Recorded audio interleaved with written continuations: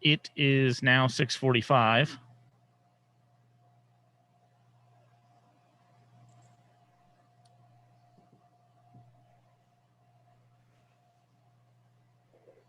Looks like we're still waiting for a quorum, though.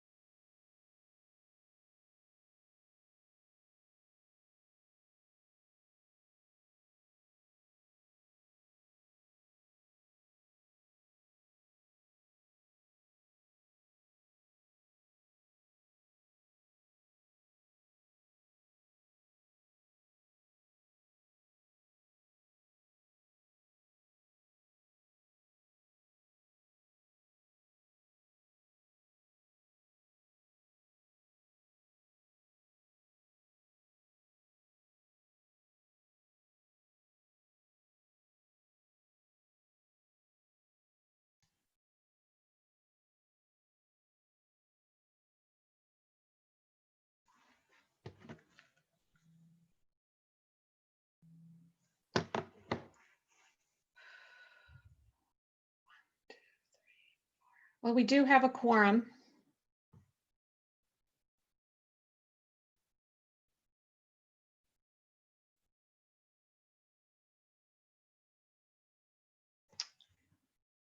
Still waiting on Bill Brown.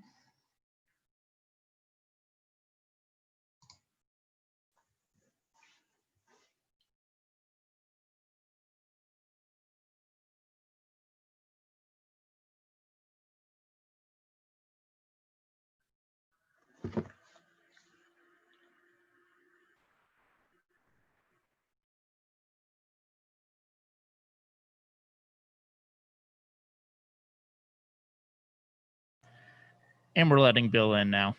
Okay. Thank you.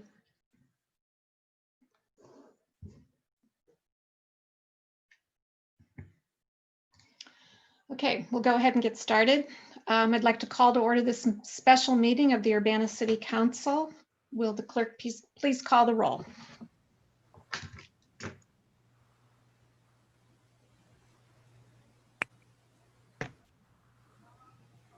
Miss Wu, Here. Miss Lout, Miss Hersey, Here. Mr. Brown, Here. Mr. Roberts, Mr. Colebrook, Here. Mr. Miller, Here. Mayor Marlin. Here. Next item on the agenda is public input. Does anyone wish to address this special meeting of the Urbana City Council? Okay, I see no hands raised. All right, we have one item on the agenda, and that's ordinance number 2020-10-052, which is an ordinance settling dispute over post-judgment interest due on the Carl Foundation litigation. Jim, do you want to give a brief synopsis here?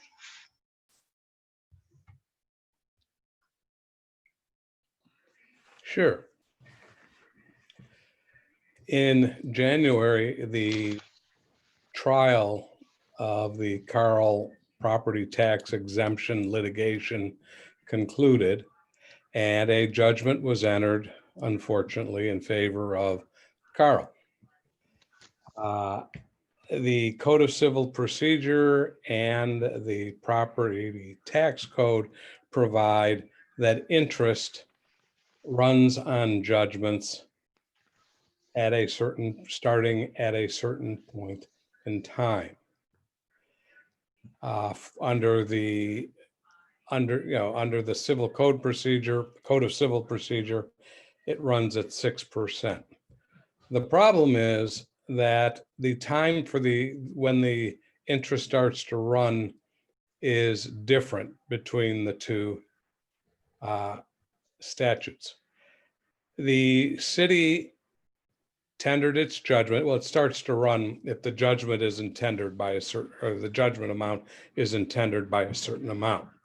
The judge specifically ordered that the parties return or tender the taxes they had collected during the period of the litigation and before on the properties in question to the county treasurer, who would then remit it on to Carl.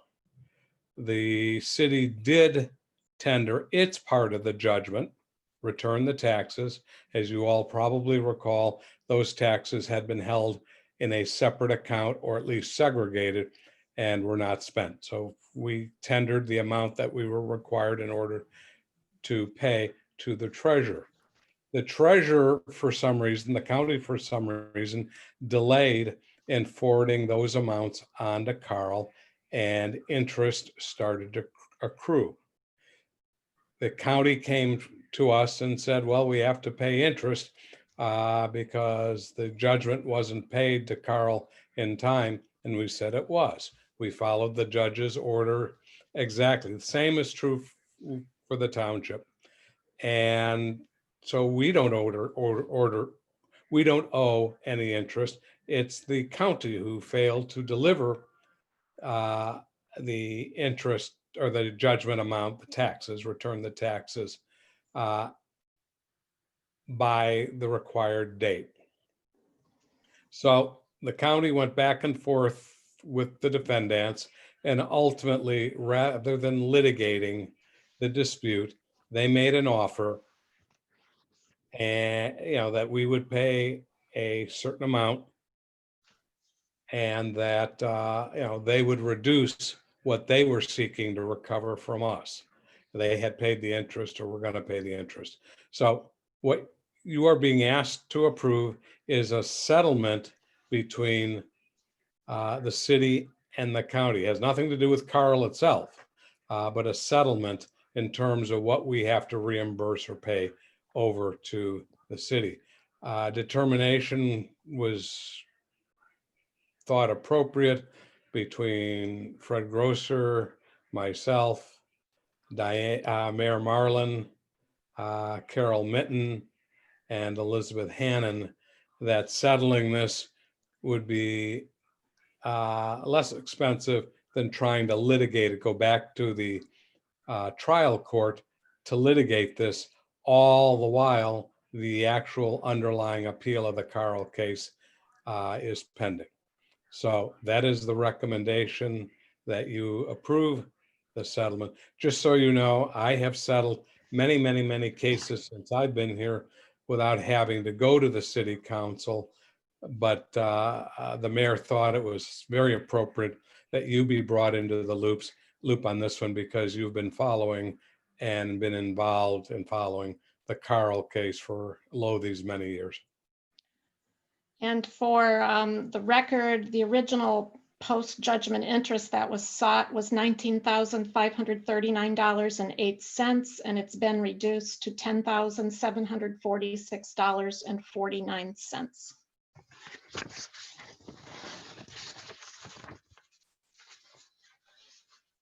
Sharice?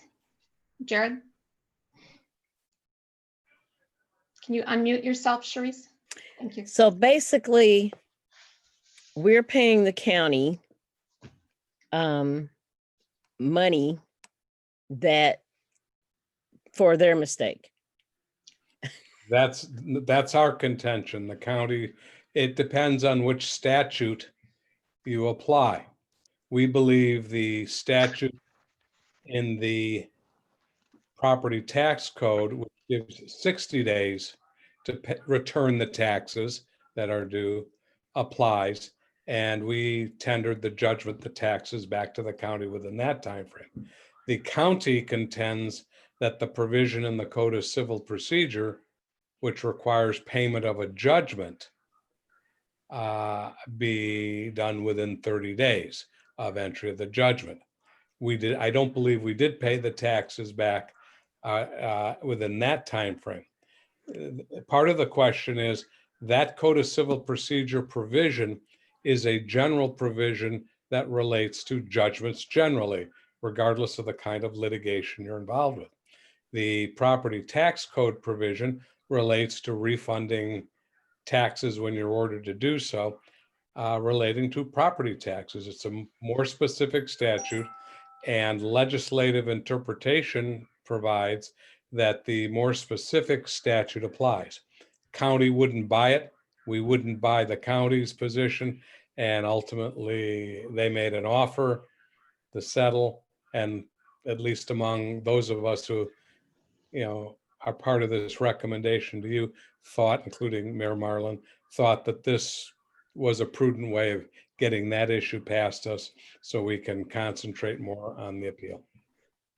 How was it worded on in the judgment, in the document? Was it worded as returning said tax, refunding taxes due, or was it judgment, the city of Urbana will pay this amount of money? What it provided is that the city of Urbana will refund to Carl X number of dollars, whatever is 2 million and some odd dollars.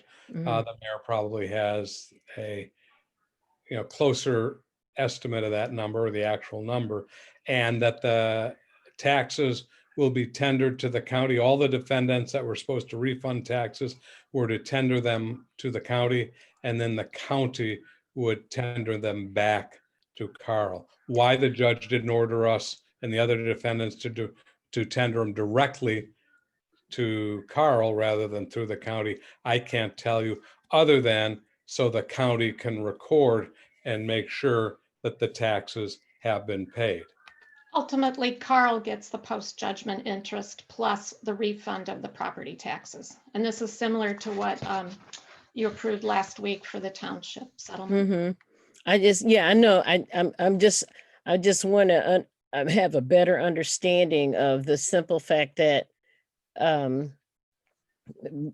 regarding the statutes, and I wanted to understand that if the language within the judgment itself, within what the judge ordered, so the language said that we were paying back taxes. Yes.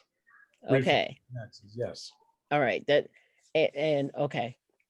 So Ergo, our position that the property tax code section dealing with the time by which refunds must be made, 60 days, applies. so then maybe the judge should have been more specific himself. Okay. I'll leave that one alone. Yeah. Mm-hmm. Okay. Jared, you had a question? Yeah, I know that this has always been involved with township. Do you guys know what township has felt about this particular issue with the interest in settling and giving it to the county because the county screwed up? Last week the town board approved the settlement as well. Well, I meant just recently from Danielle and Wayne. Did we hear anything about that from them? Yes, last week. I guess I just That's don't what the recall town, what they said. the town board voted to approve that last week upon the recommendation of township supervisor. I can tell you that the discussions and the advocacy, between Fred Grosser and Joel Fletcher in the state's attorney's office, as well as consultation with the mayor, Carol Mitten, Elizabeth Hannon, and myself. That went on, and I think the mayor will correct me if I'm wrong, a number of months. This was not, they just tossed out a number and we said, okay. We went back and forth with them even before we would even consider any kind of a settlement, because we felt very strong in our position. So one other question with regard to procedure, Jim, you said that, you've settled many things that don't come to council. So is our making an ordinance about this is this more like a discussion item? Even if we said we didn't want to as council, you could still settle, even if we said we didn't like that idea? Theoretically, yes, but that's up to on this one, that's up to the mayor.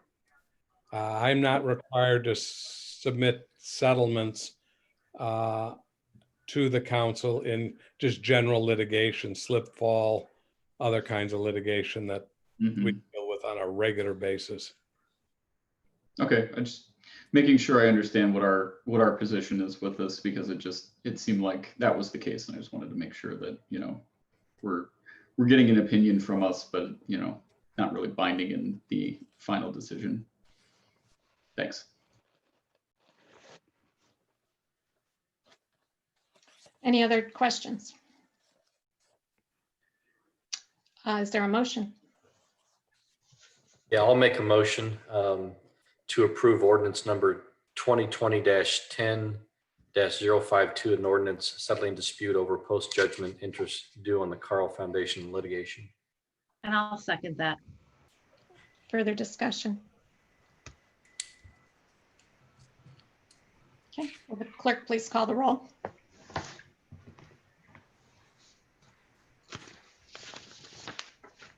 Miss Wu, Yes.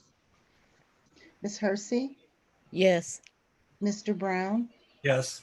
Mr. Colebrook, Yes. Mr. Miller. Yes. That motion passes. With no further business before this special meeting, this meeting is adjourned. And we'll go into the committee of the whole meeting.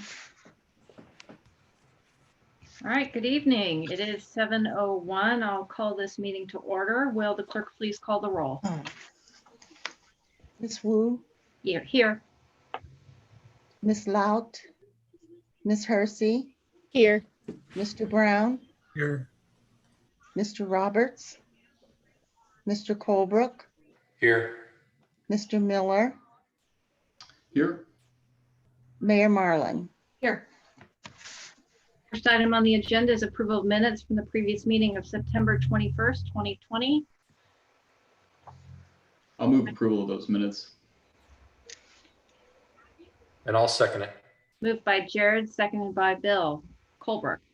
Are there any additions or corrections to the meeting minutes?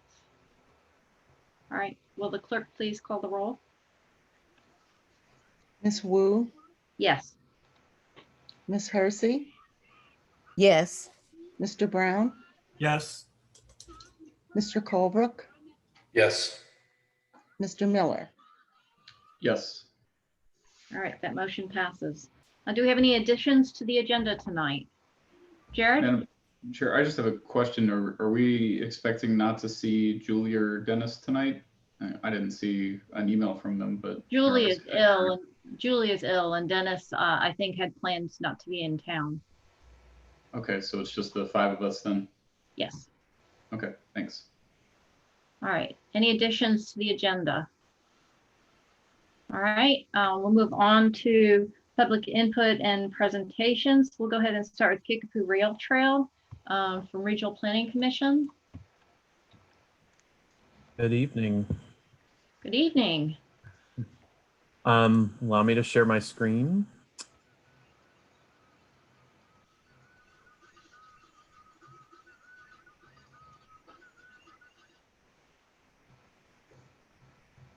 Okay, that's a strange thing.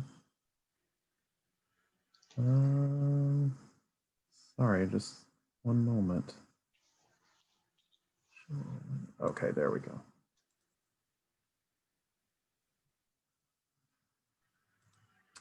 Actually, I think that's the wrong screen. While I get the right screen up, allow me to reintroduce myself. I know I was at council earlier this year. I'm Gabe Lewis. I'm a planner at the Champaign County Regional Planning Commission. I hope you can all see the PDF PowerPoint presentation here, Weaver Park. Okay, so I actually have two presentations for you tonight. They're both about the Kickapoo Rail Trail. We want to bring the Urbana City Council up to speed on work that has been done regarding planning work that's been done regarding the Kickapoo Rail Trail. So first, I'm going to talk about the Weaver Park and East Urbana Kickapoo Rail Trail Connectivity Study, kind of a long name. But this was a study that the Regional Planning Commission worked on with the City of Urbana, Urbana Park District, and Champaign County Forest Preserve District starting in 2017. So 2017 and 2018 is when we worked on this. Those three agencies approached us because, if you're not aware, the existing terminus of the Kickapoo Rail Trail in Urbana is at Main Street and US 150 University Avenue. So the Urbana Park District had an interest in seeing how we can safely extend the KRT west to Weaver Park, which is a large park that they own that they're planning to use as a primary trailhead. So we developed this report. We also have some issues with Main Street, East Main Street, in terms of there not being facilities for bicycles and pedestrians. And so this report is on our website, and it's been presented to BPAC. It just is information for you for the Urbana City Council. So the three goals are to connect the KRT to Weaver Park, to develop a primary trailhead at Weaver Park, and to improve bicycle and pedestrian access in East Urbana. The map on the right shows the study area. It's generally University Avenue to Washington Street and High Cross Road to Kent Street extended. The lines on actually Main and Washington show that the bike lanes end and there are no facilities. There are not even sidewalks on Main Street to get to the KRT right now. There are many benefits to doing this study. Access to health and wellness, active transportation opportunities, community beautification, economic benefits, connecting the KRT to downtown Urbana, improving local bike and pedestrian connections, improving and advancing Weaver Park as a community trailhead, improving quality of life, safe routes to schools when you consider the Prairie campus of Dr. Williams Elementary and the Urbana Early Childhood School on Washington Street, and to prime the area for the study area for a grant application.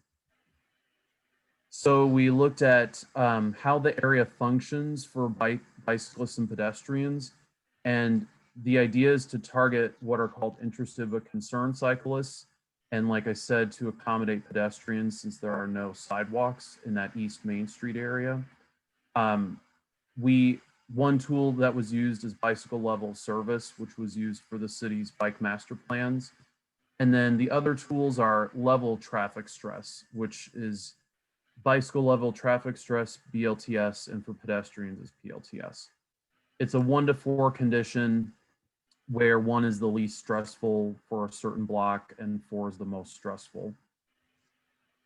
We did public involvement with this study. We've also had previous plans that have really requested this connectivity from the end of the KRT to Weaver Park. And that includes the Greenways and Trails Plan, the Long Range Transportation Plan, the Park District Trails Master Plan, and the city's Bike Master Plan. And we held workshops for this project. On the map on the right, there is a couple of thick purple lines, and that's where this study area is, or where this corridor is. So in September 2017, we had a workshop with 35 people attending, and they were asked how they wanted to connect the KRT to Weaver Park. The pink lines on the map show those desire lines. They were also asked about what facilities or amenities they would want along the trail and at the trailhead, which is information the Forest Preserve and the Park District is using. And then we developed 9 alternatives to evaluate, and that includes the Main Street corridor, the rail corridor itself, Smith Road, Baker's Lane, which is the east side of Weaver Park, where that pink line is from Maine to Washington, and it's owned by the city. The Pfeffer Road corridor further east, and then Washington Street and the East Urbana Industrial Park. And then since this involves private property, the rectangles are zones of potential connectivity since this is private property. So this is still a general look at how we can connect the KRT to other facilities in Urbana.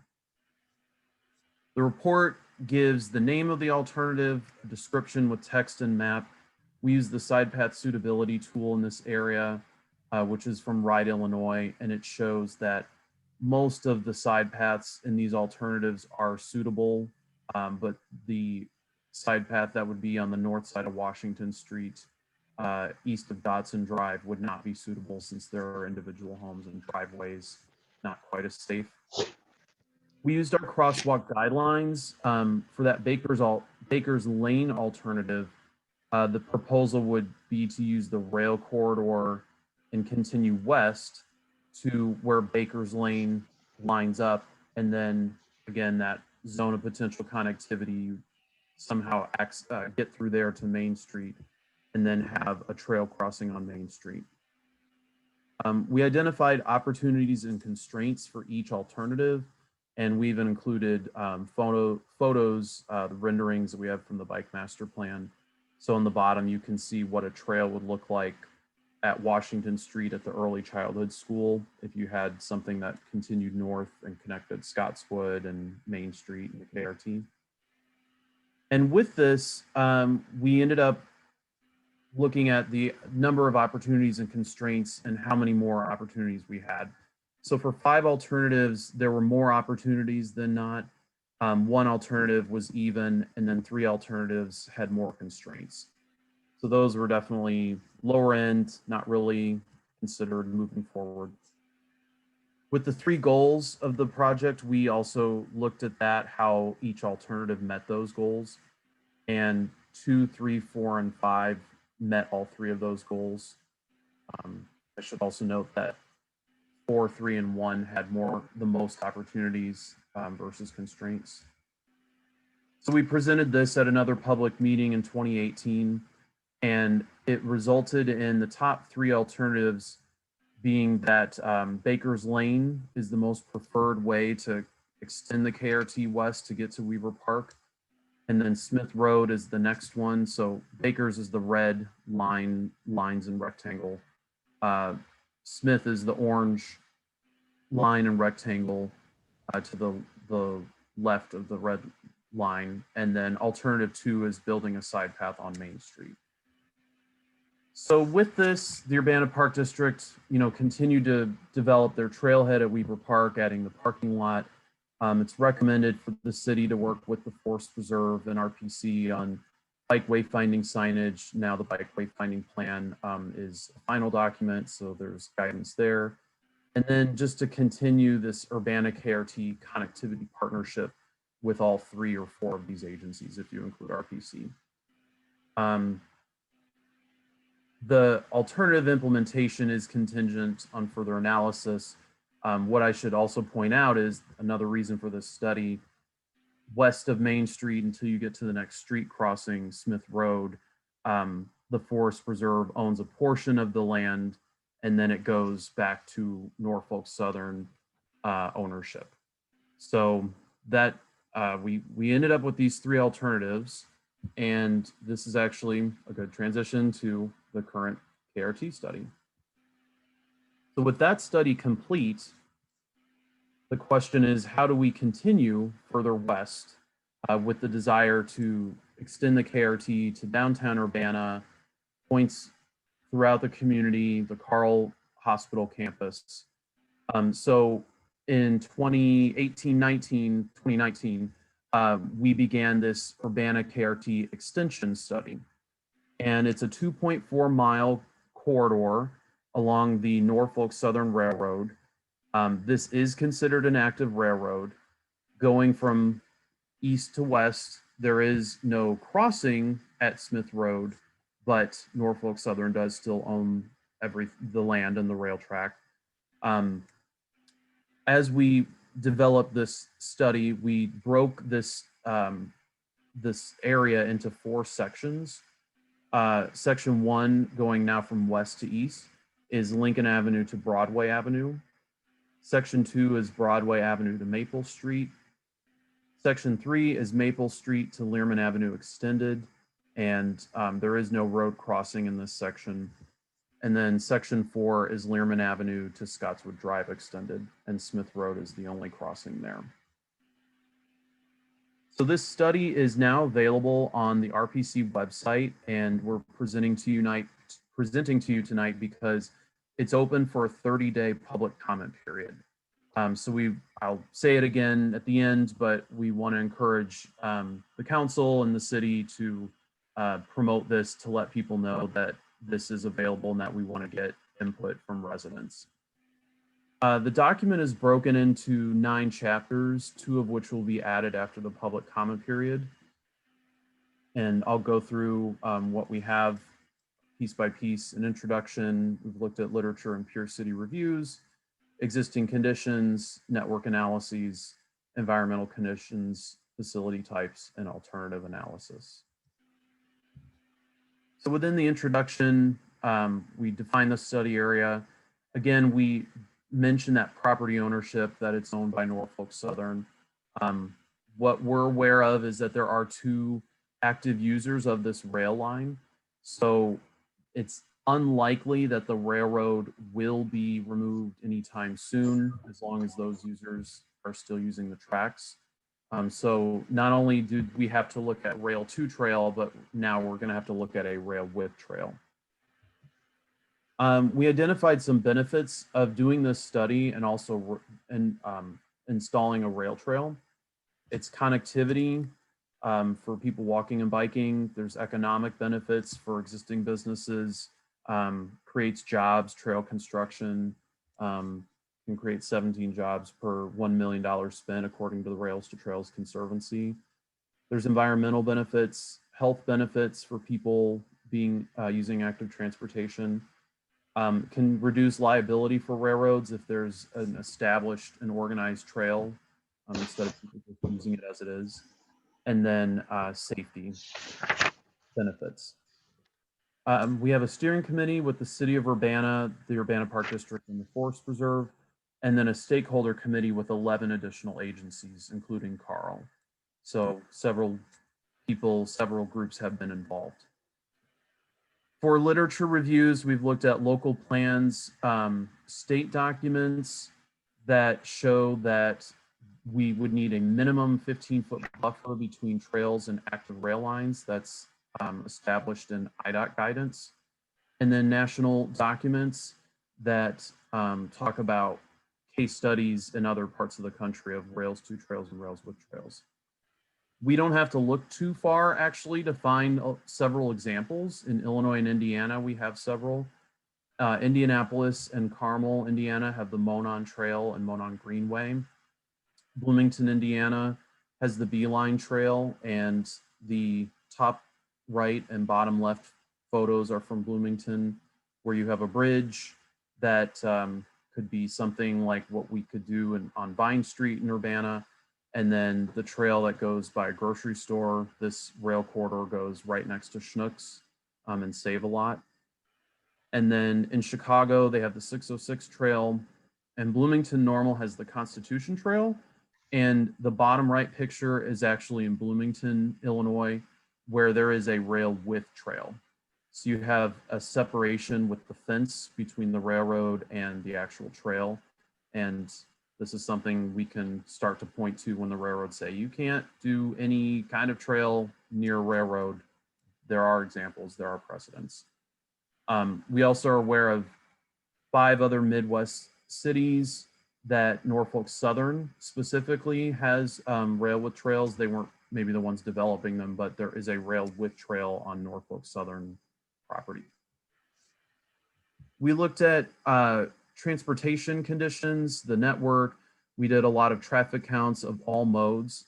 We did pedestrian counts in several places and found that at Kohler Avenue, the railroad crossing had the highest number of pedestrians, over 1,000, which is near Carl. And then the highest number of bike counts were on Race Street and Broadway Avenue in downtown Urbana. We looked at bike and pedestrian crashes over a 5-year period, and there were 2 fatal crashes on University Avenue at Broadway and Race. Those photos also show, people already using this rail line. So, we have these barriers in our communities where people are trying to cross and walk, and we want to be able to make it safer for everyone to do so. We've looked at the existing land use in the community or in the study area, which has several residential uses on the south side, commercial land use, industrial and institutional. MTD sits on the north side of the rail line. People cross the railroad to get to and from work there. We looked at a variety of environmental factors, topography, soil, which is important for considering trail development, hydrology, cultural resources, natural areas, biodiversity, air quality, light pollution, noise pollution, and special waste sites. So this information is documented in the report now, which really helps the city or our regional group if and when we get to the point of applying for funds or trail development, we know what needs to be addressed. This slide is similar to what I showed in the last study. We did the same bike and pedestrian network analysis of BLOS and LTS. And while there are bike lanes on Main Street, University Avenue is definitely not very bike or pedestrian friendly. I should say bicycle friendly for sure.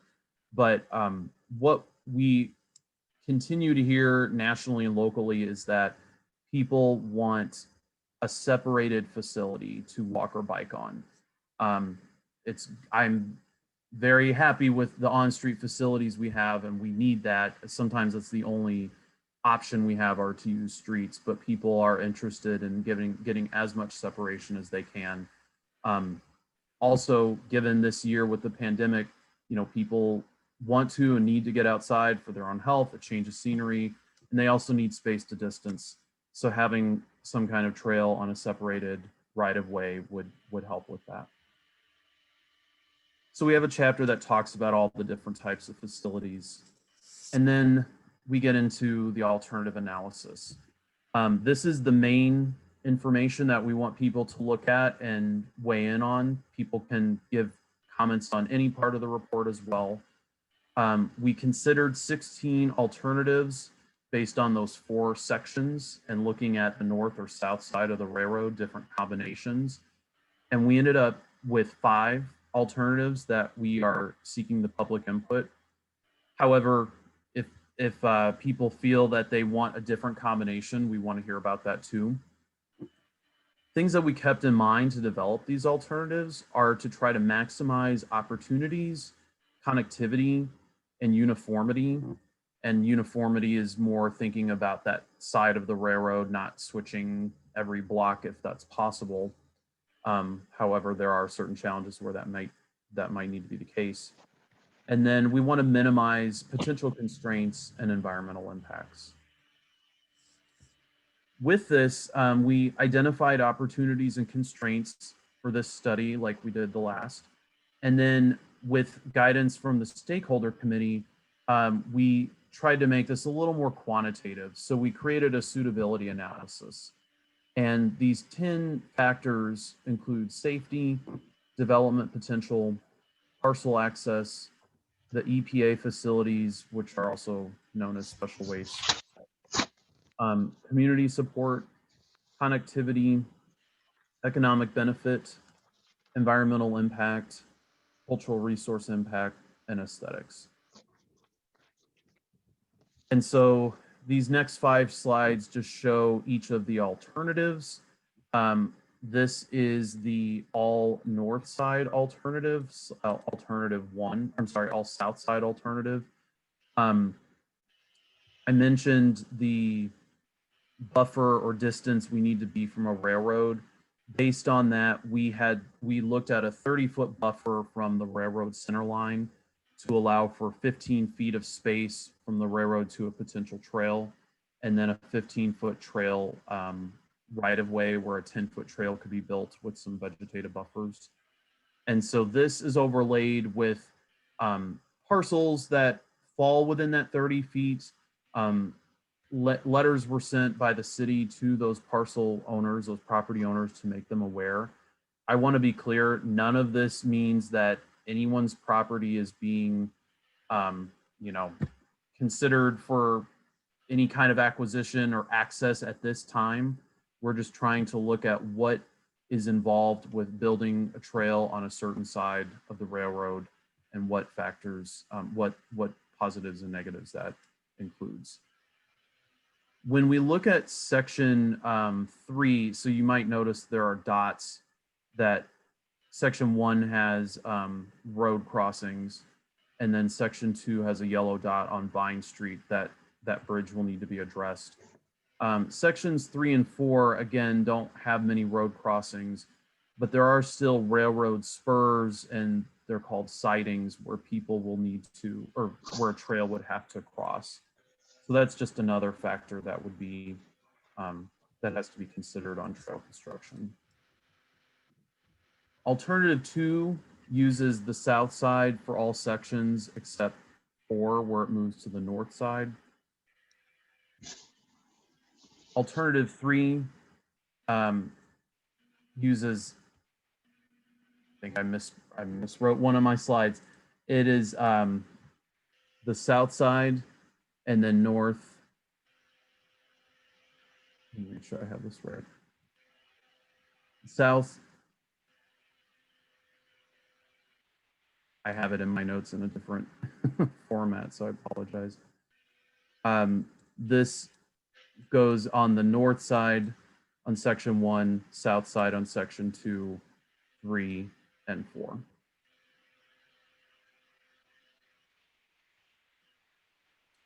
Alternative 4 uses the north side in section 1, then switches to the south side for 2 and 3, and then goes back to the north side for section 4. And then alternative 5 uses the north side for the whole corridor. Like I mentioned, there is a 30-day public comment period. It started Thursday, October 1st. It goes through Friday, October 30th. The website where everything is located is ccrpc.org/urbana-krt-extension-study. On that site, you can submit comments through a Google form, or there's a PDF, and you can email that back to me at glewis@ccrpc.org, or you can send that back to our office, and I'll have our mailing address on this last slide.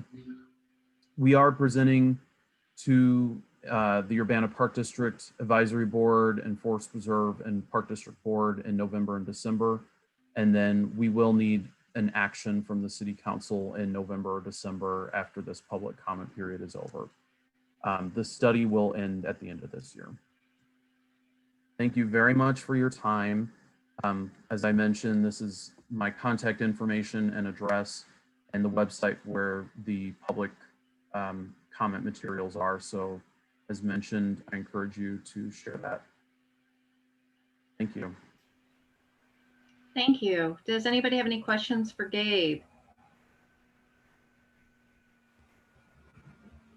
Bill? Yeah, thanks, Gabe. I just started looking at this. I know it's a pretty big document, 150 some pages. So it looks like you guys put a lot of work into it. I had a couple questions. You said there were 2 active users. I know Dark Container is one. Who's the other one? You cut out, you said 2 what? 2 active users of the rails. Dark Container was one. Was there another one? Emulsa coat is the other. So, and then the sidings go down farther, like toward the lumber company and everything. Does anybody use those sidings? As far as well, Emulsa coat uses the siding. It kind of goes back west into their property on the north side of the railroad. Further east of Learman Avenue Extended, where the Dart Spur is, we did not think anyone was using it, but since we've done this study, we have seen the trains on there, and Norfolk Southern had mentioned that they are using that section of the railroad. We were hoping at one point, I should say, and looking at converting that section 4 to a rail 2 trail if there was no train use there, but it looks like they are still using it for trains, I think, to back the trains up to go back west. Okay. And then you said you did a lot of crossing counts, the pedestrian counts and bike counts that you talked about. I think you were also trying to count people walking along the tracks in spots, weren't you? Like, I know we talked about it at one of the meetings, maybe trying to get a count for the people walking along Silver Creek parking lot south of Leo Park. And a lot of people walking from Carl to downtown. Of course, that's probably all changed in the last 6 months, but for a while there, you could get a count. Did you, is that in the report, or did you want to comment on any of that? It is in the report. We originally did counts at 6 street intersections in summer of 2019. And then we added a 7th location in fall of 2019. But then what you're referring to is we counted at 3 more locations kind of in between intersections.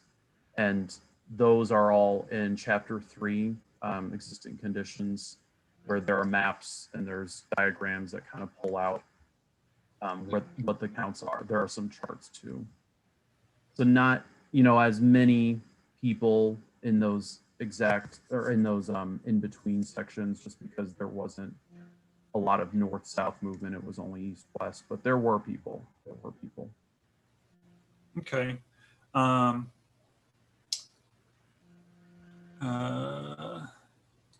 So as far as like prioritizing work, if it probably wouldn't happen all at once if it happens. Clearly, I think, because of the separate study for the connectivity study to Weaver Park, that would be one of the priorities. And then does the report mention, prioritizing a section to try to get, it seems to me like the Carl to downtown section is the most used that I've seen. And that would be a priority to at least get some kind of multi-use path along there.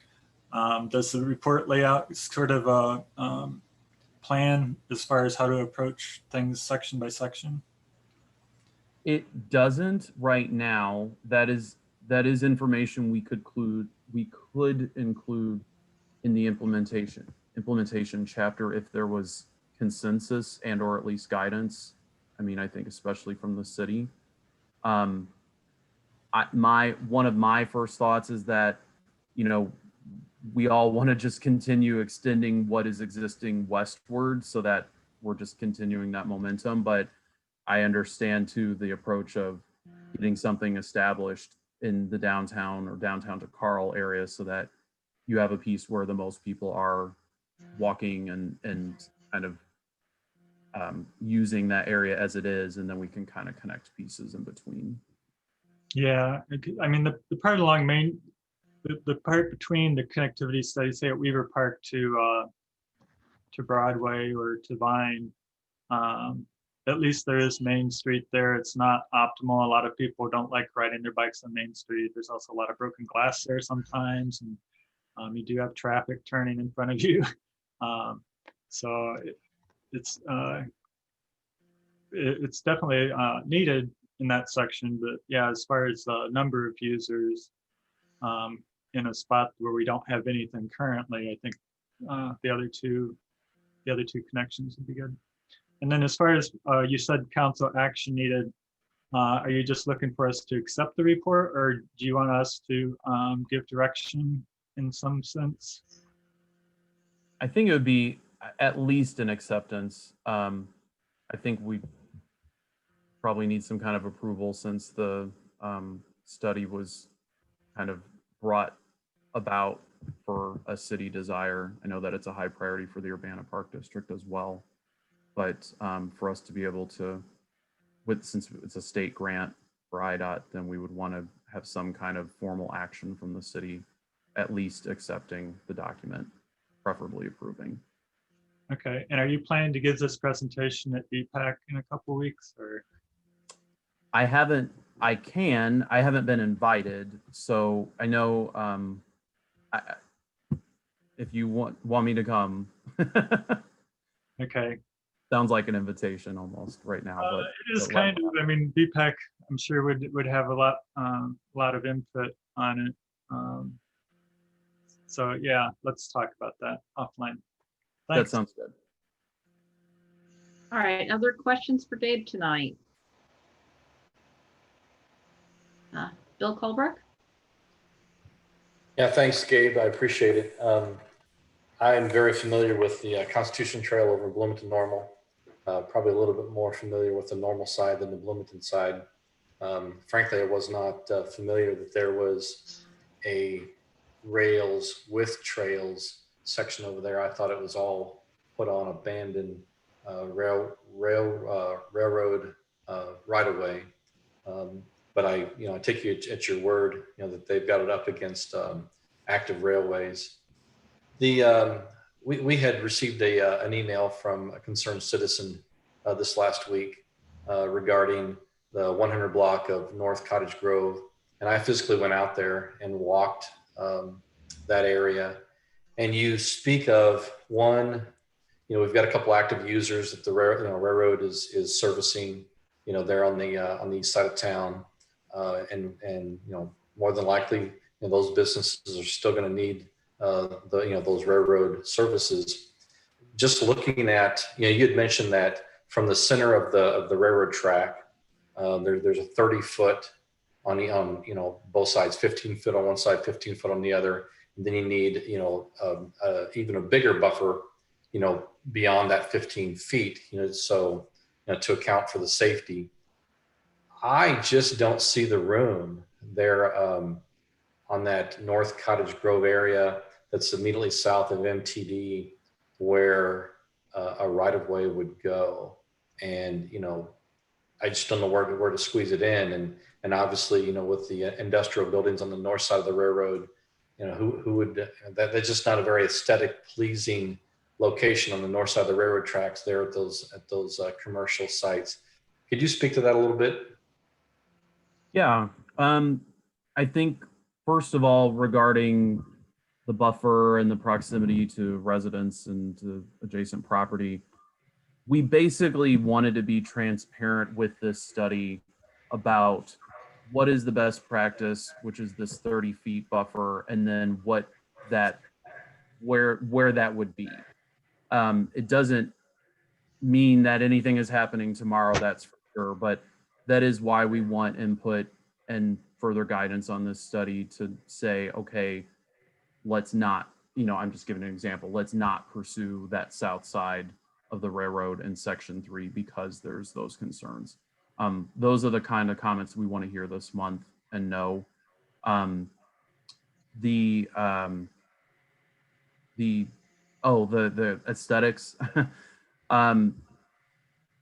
So I know Visit Champaign County is actually here as well, and something that I credit them for suggesting is that, this is a urban area, urban landscape. It may not be the prettiest, but it's still something that can be kind of sold as a gritty experience, perhaps. You do have nature, a lot of natural, beautiful areas, but I think there's definitely benefits to having a trail in an area that connects residents to employment throughout various parts of the community.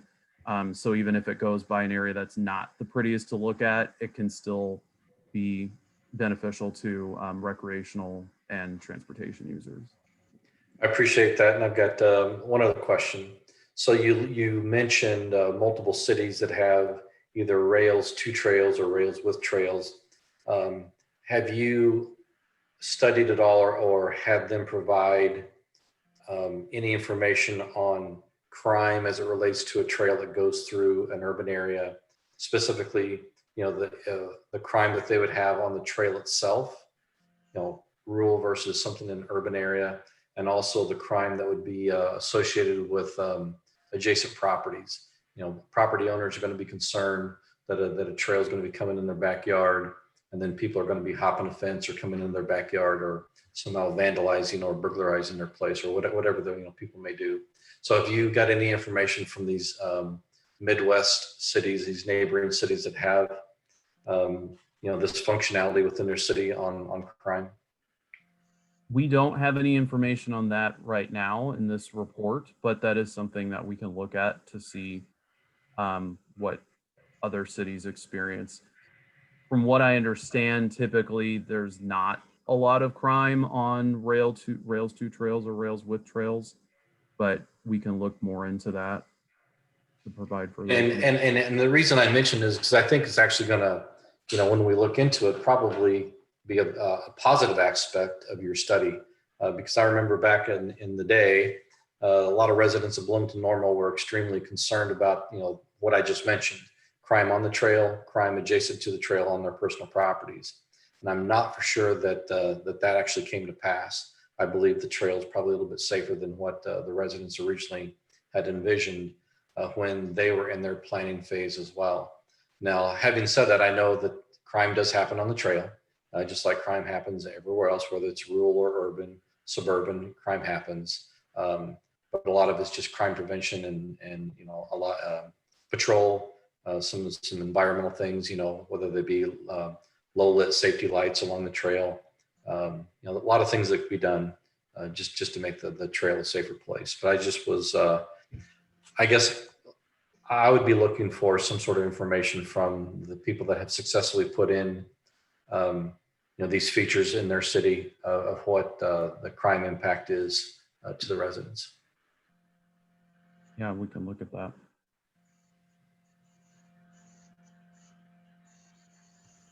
All right, other questions for Gabe tonight? No, seeing none. Thank you very much. Really appreciate your presentation today. Thank you. Oh.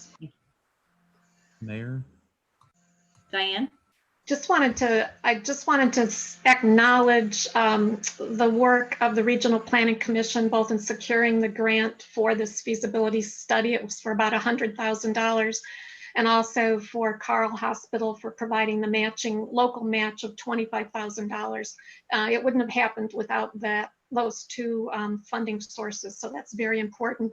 And also, I think one of the very last in-person meetings we had was with Senator Duckworth's office, Randy Sikorsky, and representatives of Norfolk Southern. We met in Urbana to talk about the feasibility study and the trail and issues with the railroad. So, and then everything shut down. It seems like 100 years ago, but we really appreciate the assistance of Senator Tammy Duckworth's office in actually getting us a sit-down meeting with the railroad, which is unusual. So it was a great opportunity. And this is just a part of a trail that can eventually extend westward across Lincoln Avenue through Champaign out to Parkland College and beyond. So the opportunity here is tremendous, and that's one of the reasons we're looking at this is that the Kickapoo Rail Trail we see today is just the beginning. So anyway, thanks very much, Gabe. Thank you. Thanks.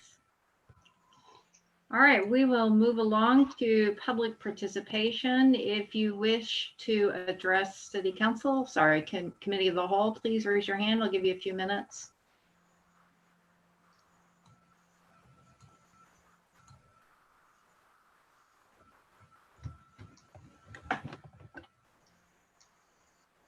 All right, it looks like we have about 8 people. We'll go ahead and start with, 9.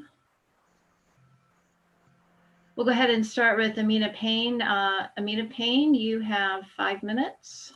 And Jason, I'm not sure if I'm supposed to unmute her or if you unmute her. We unmute her, and she's been unmuted now, so she can begin. Thanks. My name is Amina Payne. I am a dual resident of Ward 3.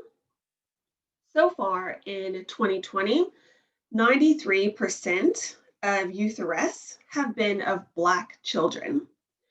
Often overlooked are the underlying issues of poverty, social disadvantage, and the pitfalls inherent to adolescent decision-making that can contribute to youth crime. Of these arrests, those that are handled within the department and released are less than 5%.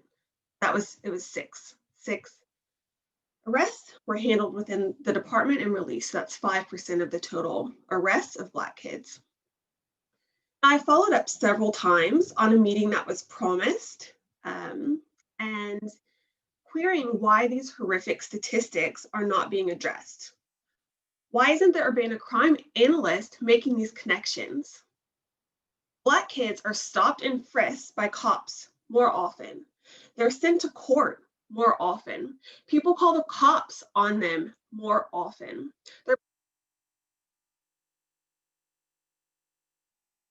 Amina, are you still there? All right, Amina, Yep. Are you still there? I am. Could you? Okay, we couldn't hear you for the past 10 seconds. Okay. Black kids are sent to court more often. People call the cops on them more often, and they're placed on probation more often. Furthermore, as we've been discussing for the past several months, both here and with the Board of Education, schools suspend them more often. This is called racial disproportionality, when Black and white children do not enter the criminal justice system at a rate that's proportional to their population levels. The phenomenon, the disproportionate minority contact, is true in Urbana and for both Black kids and Black adults.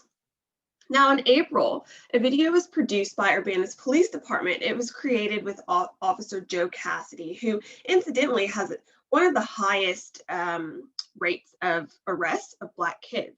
He played the role of an officer who stops boys for allegedly failing to stop at a stop sign. In the second scenario of this video, the boys are laughing at Cassidy a few times and speak to him with Black vernacular English. Officer Cassidy then appears to take issue with their grammar, with the grammar of the driver in this scenario in particular, and repeats it back to him. This is a really common theme with Urbana's police of mocking Black vernacular English. It was highlighted also in the recent report by Hillard Hines. What's also interesting is that a recent study by the Pew Research Institute indicated that Black and white officers have strikingly different views on a number of important issues relating to their jobs, including recent fatal encounters between law enforcement and Black citizens. So on some subjects, racial differences among police officers are considerably more pronounced, even more than they are within the public as a whole. So Black officers are about twice as likely as white officers. The numbers were 57% to 27% to say that recent deaths of Black citizens during encounters with police are signs of broader problems and not isolated incidents. This is according to the Pew Research Center survey that surveyed nearly 8,000 sworn officers. What's also interesting is that in 2020, the officers with the highest amount of arrests, Sarah Links, Joe Cassidy, Brian Fink, Darren McCartney, are all white officers. So take that as you will. Again, this needs to be addressed. That's all I have to say for today. Thanks. All right, thank you for your input. Next is Christopher Hansen.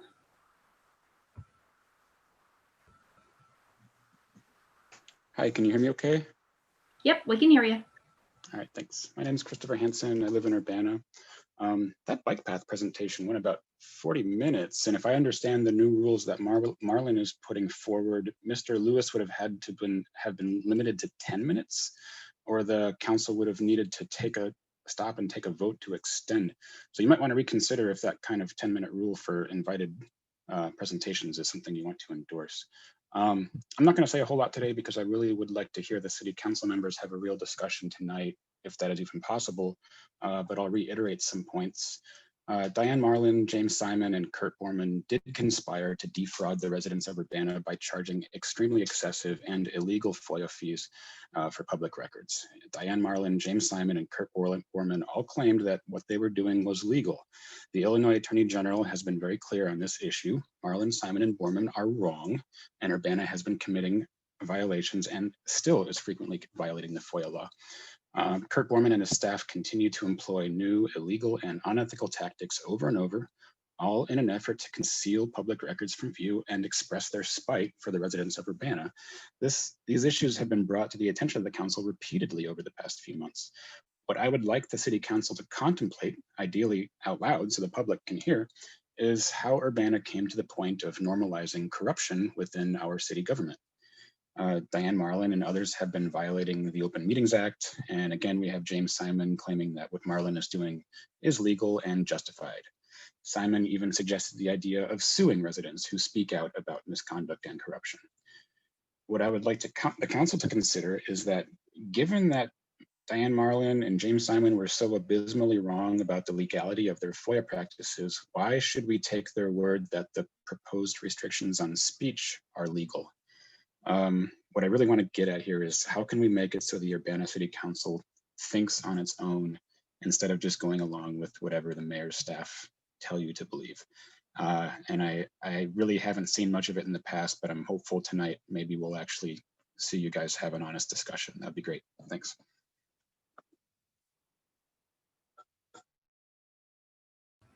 Thank you for your input. The next person up is John Kraft.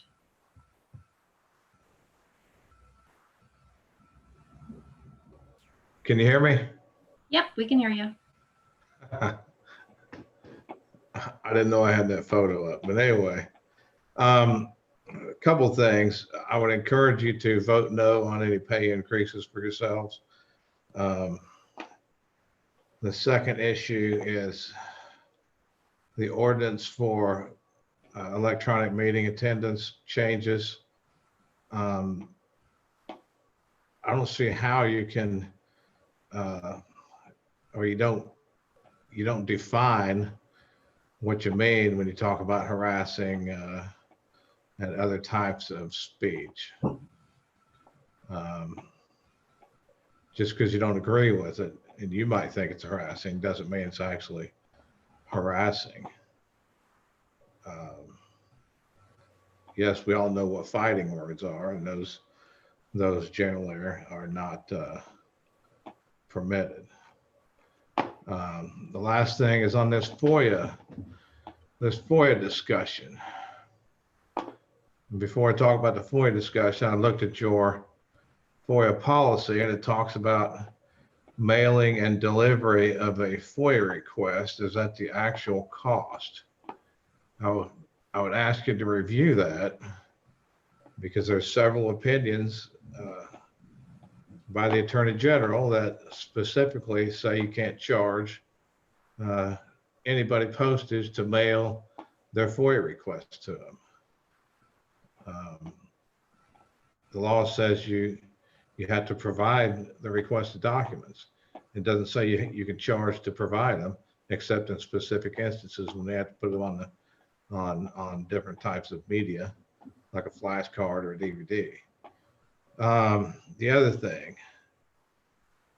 in number 4 of this FOIA memo that you're going to discuss tonight, it talks about what if the city can't determine who the actual FOIA requester is.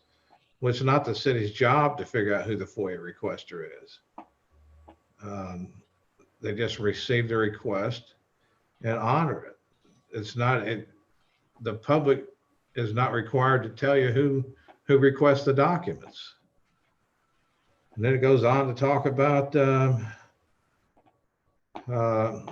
if people decline to give their contact information, you can't require them to provide you with their name, their address, phone number, and email address. It's not required. I could send a FOIA request in the USPS and with ask you to deliver it to a post office box, and you would still have to do that without inquiring on who I am. You talk about if the city doesn't identify the requester, nothing would prevent them from using multiple email addresses. Well, that's true. That still doesn't give you the right to do a background check and research who's asking for the documents. And then this letter says that if you make repeated attempts to verify the requester's identity and you're unable to confirm it, the city may treat it as a request from one recurrent requester. That's inviting a lawsuit under FOIA. And then I actually had to laugh at the next sentence. Additionally, the city may require the requester to present a government issued photo identification document before the city releases any responsive records. Do you know how crazy that is? I hope your attorney didn't write this answer, Because if your attorney wrote that answer, you should probably think of terminating that attorney and getting a new one. Because there's nothing in FOIA that even remotely suggests you can make somebody present a government issued photo ID to get a document, even if they requested it from an anonymous email server. So please have a good discussion on FOIA. And it's hard for me to understand. I FOIA all the time from different public bodies across the state and across the nation. I've never seen anybody put this in a document that they're going to try to make me provide a government issued photo ID. Because I tell you, if you do that to me, we're probably going to see each other in court, and I'd rather just have the documents. That's all I have. Thanks. Thank you for your input. The next person up is Alan Max Axelrod.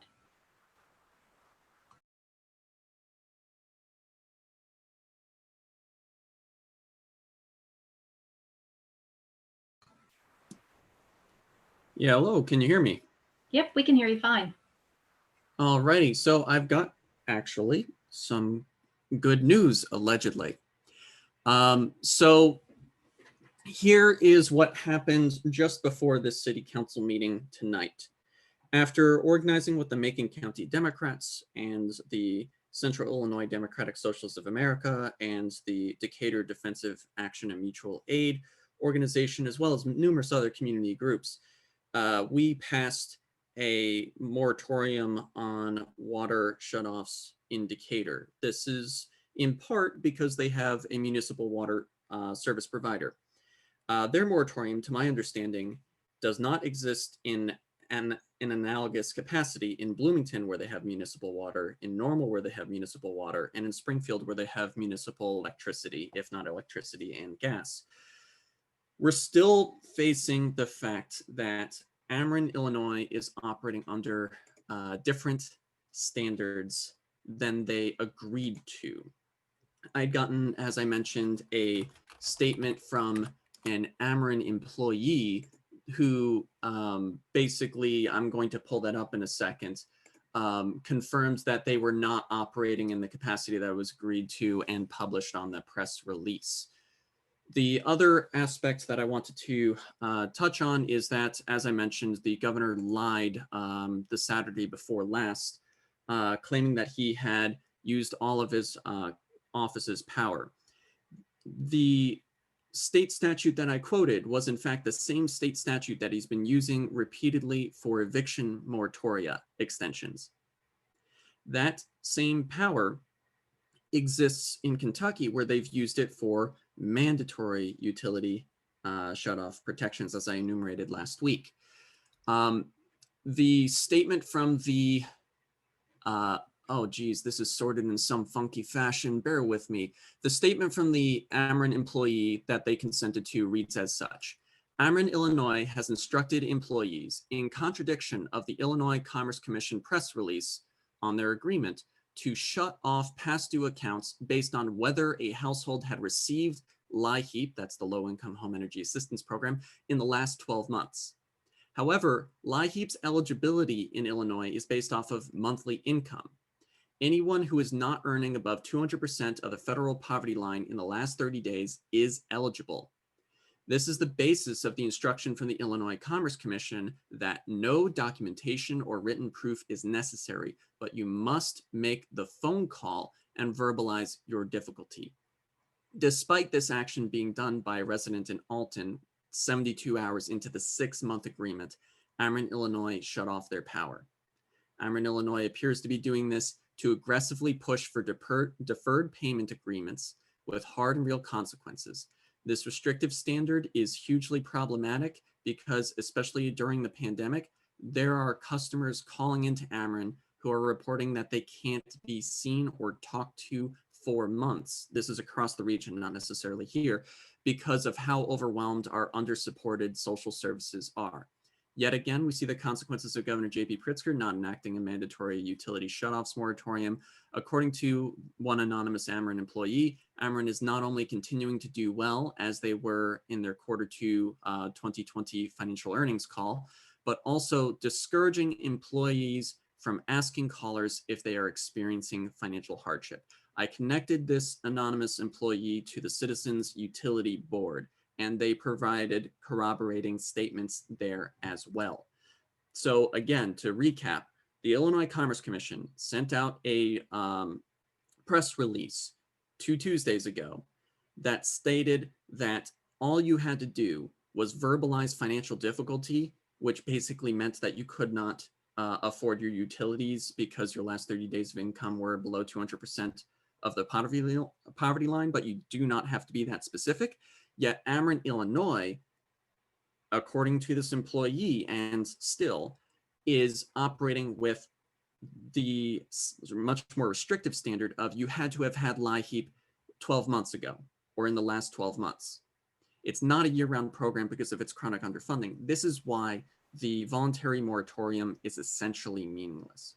We need Governor J.B. Pritzker to issue a mandatory utility shutoffs moratorium. That means each and every one of you can send him, as you have done, letters and call his office, whatever it really takes. Because the reality of the situation is that I'm getting reports about East Peoria having huge chunks of their community shut off. This is something that we'll be confirming when Ameren submits their information later this month. So we'll have numbers, but anyway, thank you so much for your time and advocacy. Thank you, Alan. The next person up is Julie Watkins. Hello, can you hear me? Yep, we can hear you. Hello, my name is Julie Watkins and I live in Urbana. At the September 28th City Council meeting, there was concern raised about video witnesses making complaints to Urbana CPRB, that such complaints would be inappropriate if the person recorded didn't want to file a complaint. I believe such complaints are appropriate, so do members of the CPRB. They are asking to review complaints of video witnesses. I don't remember the following point being discussed last week by council members, so I am making a comment. Here's an important quote from a News Gazette report dated September 24th. Ricardo Diaz said the board wouldn't necessarily need to hear from the victim because it's more of a concern of, was this the proper procedure? A video witness who wants to file a complaint may be a stranger to the person in the video. That would not make them automatically a stranger to Urbana police. It is appropriate to make a complaint about a UPD incident if one is a resident or will visit Urbana and does not want to what happened in the video to happen to them or to someone they know, especially if the complainant knows the Urbana chief of police has called the actions by the UPD officers that compliant with UPD procedures. Repeating again from the News Gazette article, it's more of a concern of was this the proper procedure? Someone who is concerned about what they witnessed Urbana police doing in a video should not be treated as if they are a stranger to the incident and their complaint invalid as being not physically present. The CPRB is asking, they asked Urbana City Council to confirm that video witnesses may make complaints that CPRB would then review. And this should be confirmed. It's the right thing to do. And I would like to thank the council for your consideration of this matter. Thank you. Thank you. All right, the next person up is Tracy Chong.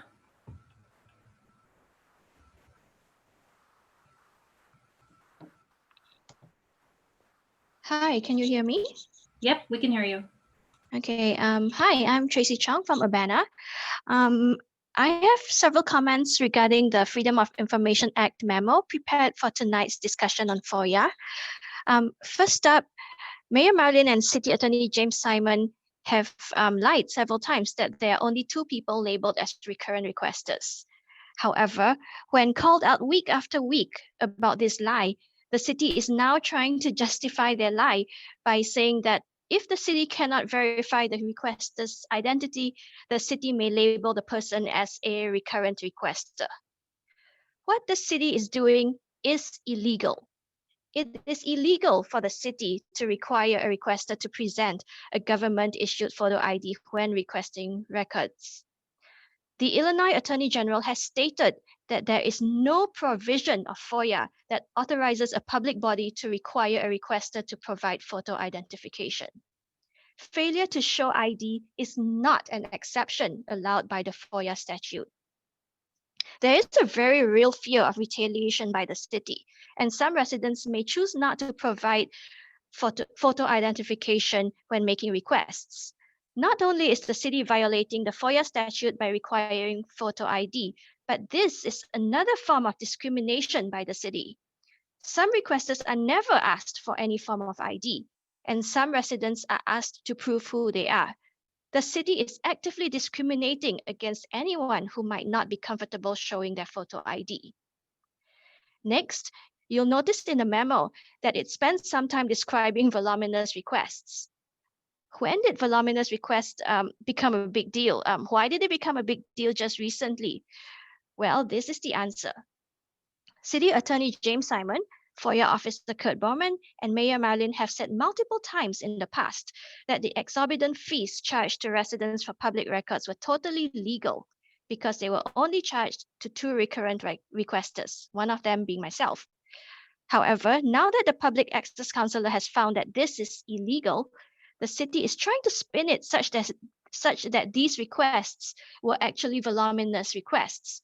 And moving forward, they would just use the correct language when responding to requests. Just wait for the FOIA discussion later tonight. I wouldn't be surprised to hear either James Simon or Kurt Bowman explaining how they now need to include the voluminous request language, and that everything is all great, legal, and fine. It's really shocking to see the inability of the city to admit a mistake and correct it. Instead, lies pile on top of lies. It's a corrupt government. City council members, you guys heard assurances from James Simon that what they were doing was legal and authorized by the Public Access Counselor. Now that they are found to be actually illegal, we'll just hear another explanation on how it was due to unclear language or some other excuse. Is this really in line with Urbana's mission and values? Is this in line with your own values? Is this how you represent your constituents? To make matters worse, now that Kurt Bowman cannot use the recurrent requester label as a justification to charge those fees, he has started using the very questionable tactics to designate requests as voluminous requests, so that the city can once again charge the fees. I'm sure when the Public Access Counselor questions Mr. Bowman's new voluminous request categorization, the city will come up with more ridiculous tactics to cover their behinds.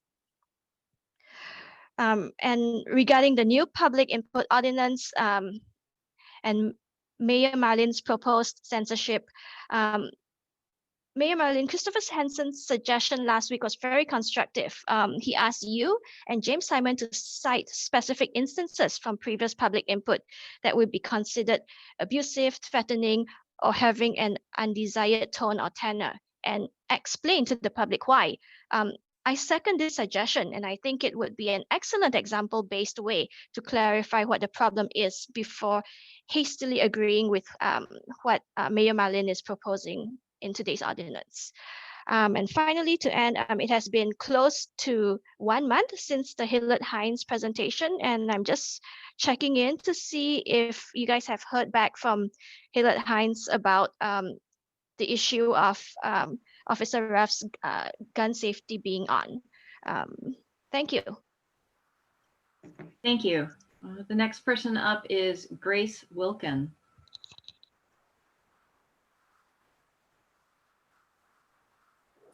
Hello, can you hear me? Yes. Hi, my name is Grace Wilkin, and I'm an Urbana resident, and I have 5 topics to speak on, so I appreciate the 5 minutes of input. Number one is on the agreement with Visit Champaign County. I encourage you to please promote Urbana. I know that this is a county website and that you do serve the city of Urbana. And I think it was important to bring in the Urbana Business Association on this issue. And I'm wondering if they're working together or alongside the Visit Champaign County efforts. I noticed in the video that Urbana was not listed or mentioned in the previous video presentations, and it doesn't really seem to be prominent on the website either. So I'm just wondering that someone who's not familiar with the area might not know to search for Urbana instead of Champaign. I think it might be helpful to have like a map, page, or section highlighting each unique town within Champaign County. The second issue is on public input. Thank you for the gender neutral language in this new edition of the proposed changes to the code. Just want to say that I noticed that and acknowledge the changes.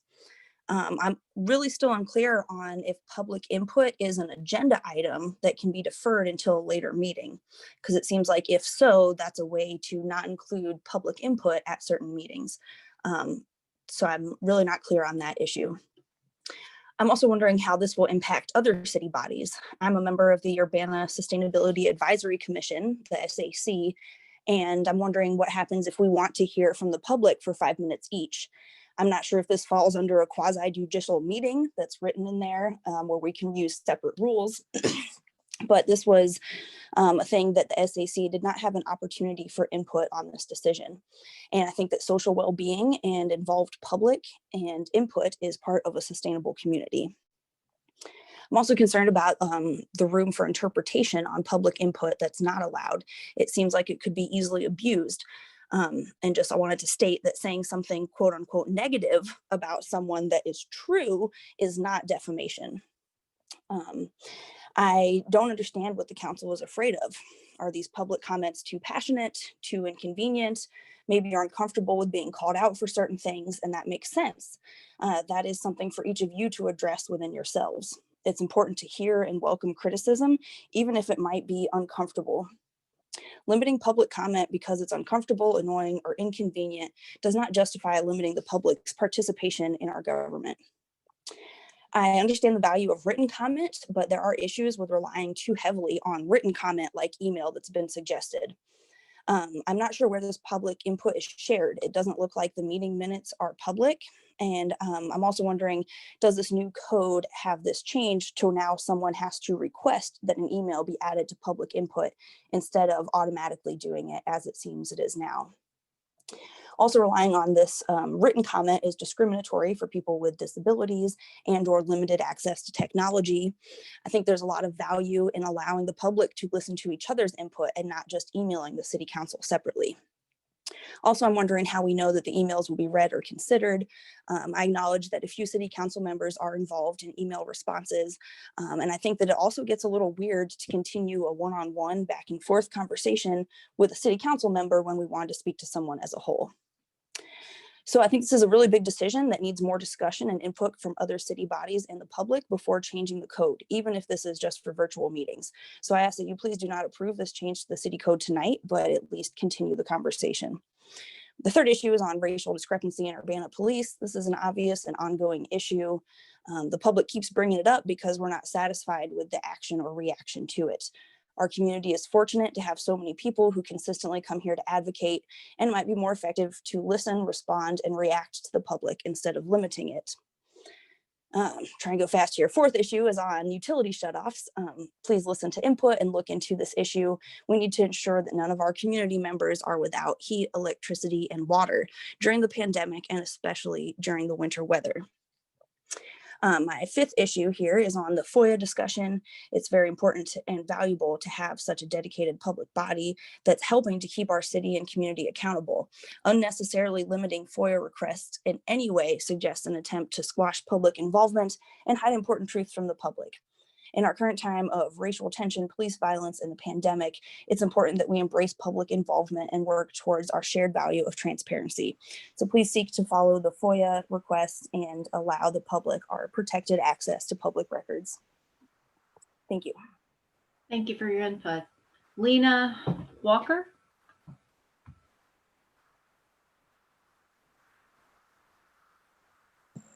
Okay, it seems I am unmuted now. Hi, my name is Lena. I live in Urbana.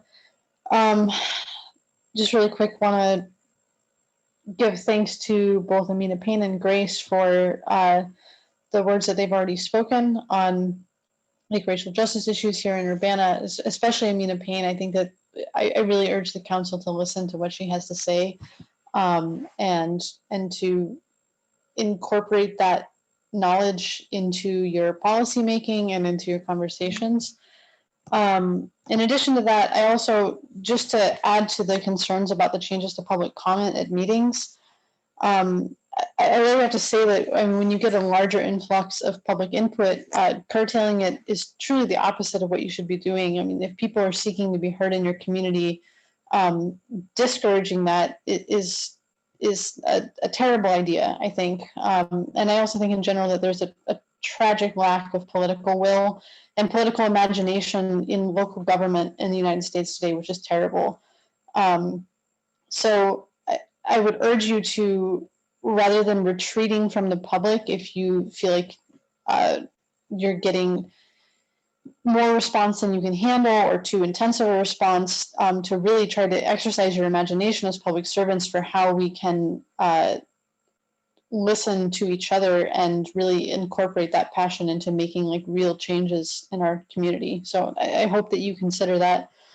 And just in general, you know, I'm sympathetic to that, the struggle of council meetings going on for hours. I'm also very tired, but punitive responses to public input really kind of tells me all I need to know about how the city thinks about the role of government. And I also agree with Grace about the benefit of hearing from the public in a public forum and not just emailing back and forth with council members. It's crucial that we preserve the ability for us to hold a public forum where we can all hear from each other as community members and not just be isolated in our communications with our local government. I also really want to quickly comment on the Rails to Trails presentation that was given earlier by Gabe. As somebody who formerly lived in the city of Bloomington, I want to say that the Constitution Trail is amazing. And I want to give you some personal perspective on that, that it's really not just for recreation. When I first moved to Bloomington in 2014, I did not have a working vehicle because the polar vortex was going on. I crashed my car on the way here. I was without any kind of personal transportation, and I also had no job, so I had no money to even take the bus. At that time, the Constitution Trail was crucial for me to having access to not only social resources, but also for employment opportunities. I walked all along it. And quite frankly, you know, Bill Colbert expressed concerns about crime on the trails, but I often used the Constitution Trail because I didn't feel safe on city streets, not because of crime, but because of traffic. In a lot of our cities, we've done a terrible job over the past 50 years of designing them so that pedestrians and bicyclists can safely move through our city environments. And especially somebody, if you don't have a car and you're trying to get a job in Bloomington or Champaign-Urbana, it can be very difficult to do so. Having a Rails to Trails project that can actually connect the city and allow for seamless bicycle or pedestrian travel is wonderful. And quite frankly, I was very surprised when I moved to Champaign-Urbana and we didn't have one here, given the reputation that CU has for being such a forward-thinking place. So would highly recommend that you consider that presentation and support it as much as possible. And yeah, that's all I have to say tonight. Thank you. Thank you, Lena. The next person up is Meg McDonald. Hello, can you hear me? Yep, we can hear you. Great. Dear City Council, my name is Megan McDonald. I'm from Ward 5.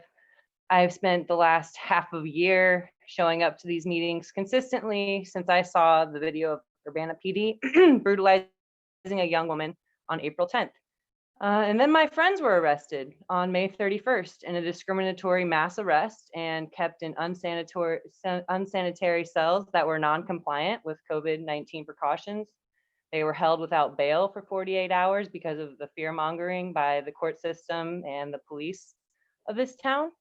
And then what I learned as I kept showing up made me keep showing up.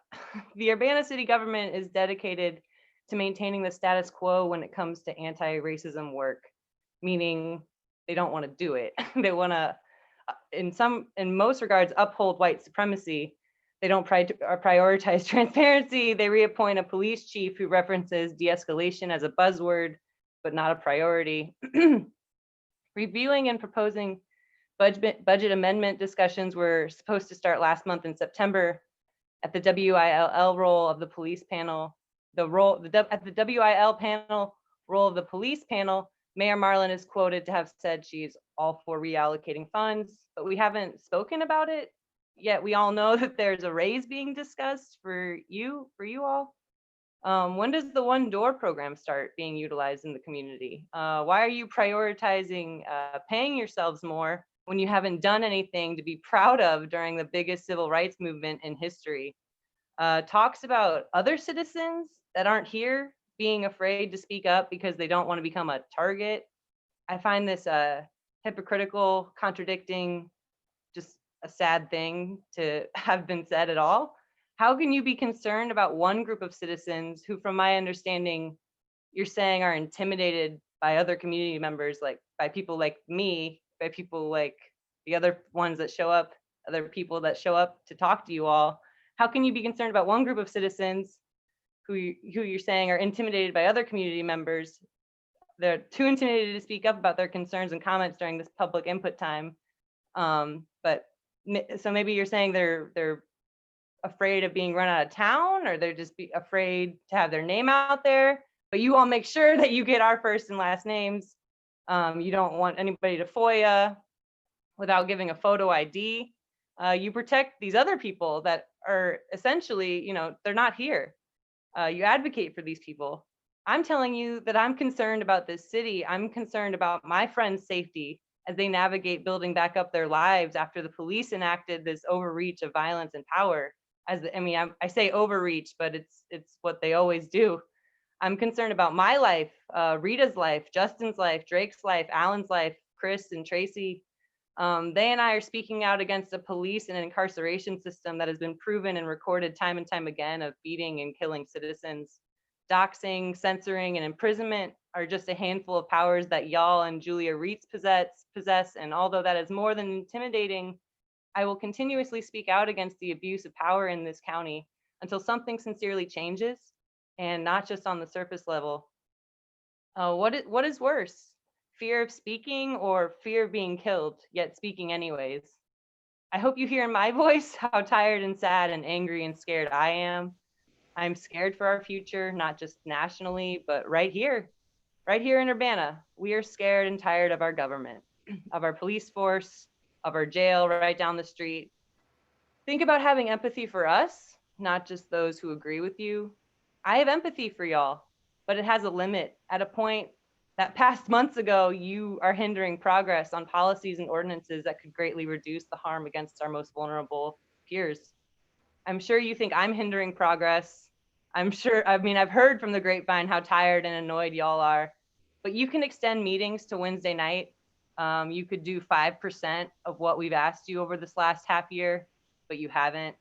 So we'll keep showing up. This is your job. Don't censor us. Don't belittle what we do. Don't underestimate our dedication, our involvement, or our knowledge.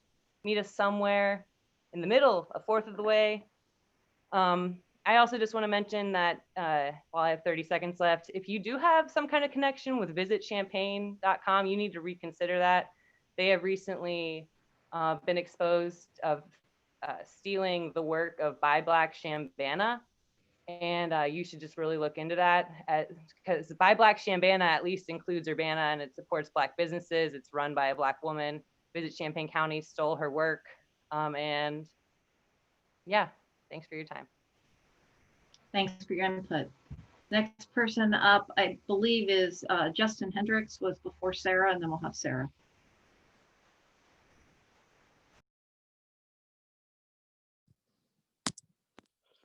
Can you hear me? Yes, we can hear you. Okay. Hello, everyone. My name is Justin Hendricks, Champaign-Urbana resident, Parkland College student, the people's mayor, as you all should know by now. So I ask you once again, Diane. Diane, who are you? Certainly not the mayor who is choosing silence the public. Diane, who are you? Certainly not the mayor who is seeking a raise in silence and council payouts behind closed doors. Diane, who are you? Certainly not the mayor who is seeking to move above the law beside Julia Reitz and Militia Mary Shank. Diane, who are you? Certainly not the one who can give funds to LIHEAP or pressing down in schools to ensure adequate heat for those who are in school while they're hosting learning labs, as their communities are lacking Wi-Fi access and technology use alone. Also food. Diane, who are you? Certainly not a belly-filled, heated house running water, power-using individual, but there's a few families who aren't experiencing that well. You're focusing on quiet chambers, hiding your hand, and evoking privileged payouts. Again, Diane, who are you? Sis, that's very becoming of a mayor and council. So Diane, once again, who are you? Dirty, maybe, and maybe the others included on this council. In closing, still awaiting Tracy Chong's consideration on the HH review of the Delia Lewis case, since our tax dollars went to that. Still wondering if these officers will begin proper training or if they have reached out and apologizing to the Black young lady that was nowhere their height or their weight for the way they acted. When was the last time any of you engaged in Black and Brown communities of Urbana? Don't underestimate the revolution, understand the resolution. Thank you. Thank you for your input. Sarah, can you please state your last name for the record?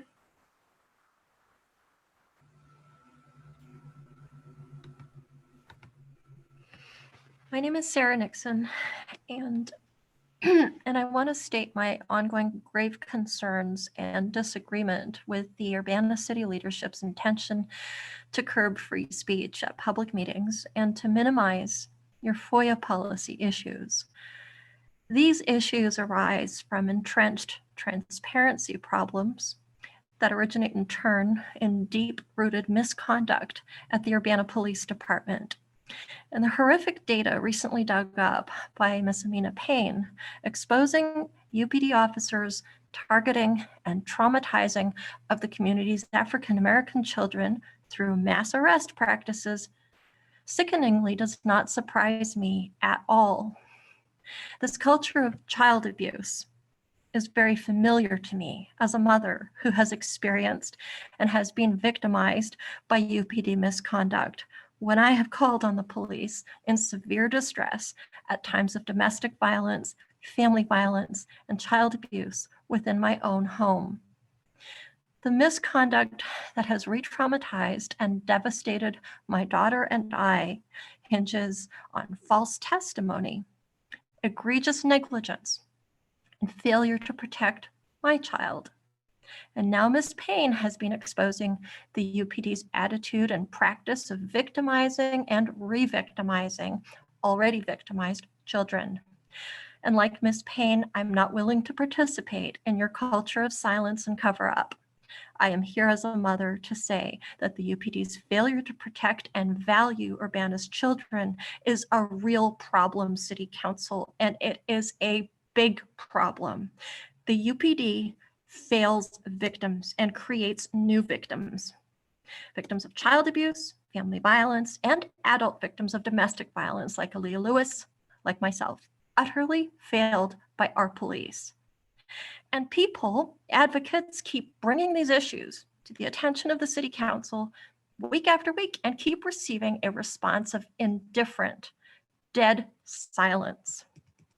This is unacceptable.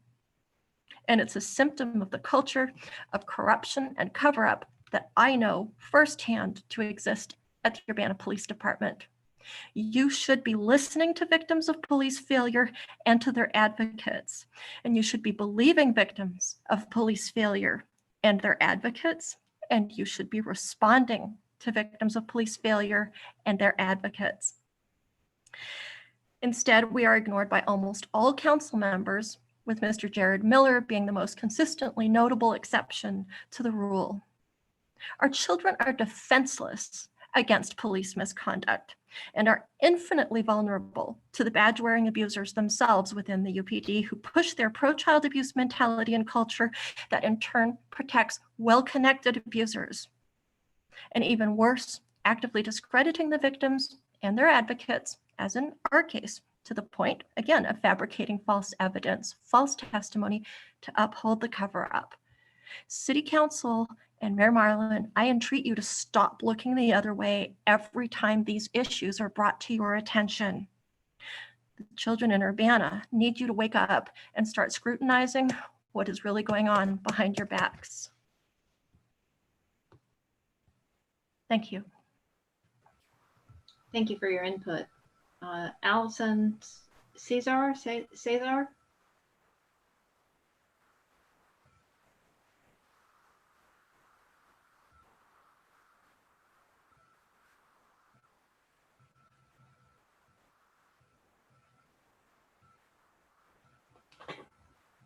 Hi. Oh.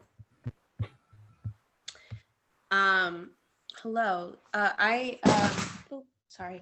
I just wanted to call to express support for the many community members before me who have also spoken against the new proposed rules for public comment. I don't have much to say. I just find it shameful that that instead of addressing the issues that have been raised at meetings over and over again, that the council wants to essentially decrease the amount of public input and especially eliminate the public forum that allows all of us to not only hear each other's comments, but also to ensure that the entire city council hears our comments, right? Because there's no way of ensuring who sees an email or if anyone, beyond the person who actively responds to it sees it. So I'm going to see the rest of my time. I just wanted to express support for those who have spoken before me, to express my agreement with, to express my opposition to the proposed changes to the public comment rules. Thank you. Thank you for your comment. The next person is Emily Close.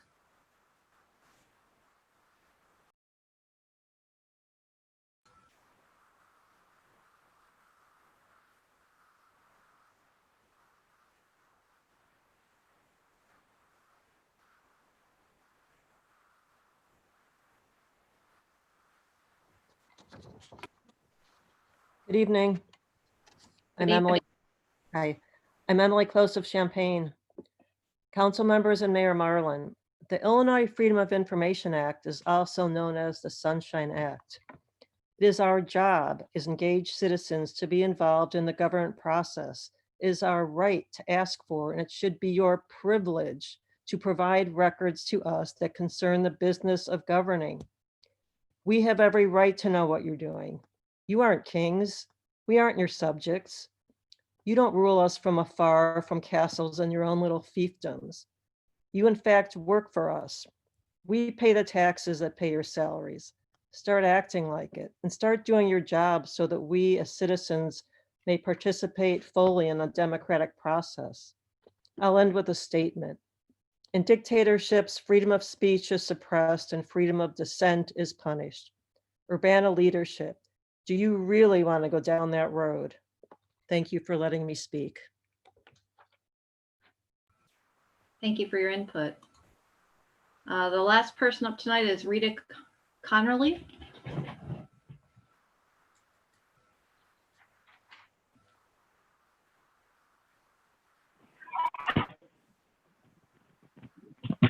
Good evening, Council. Good evening. My name is Rita Connerly.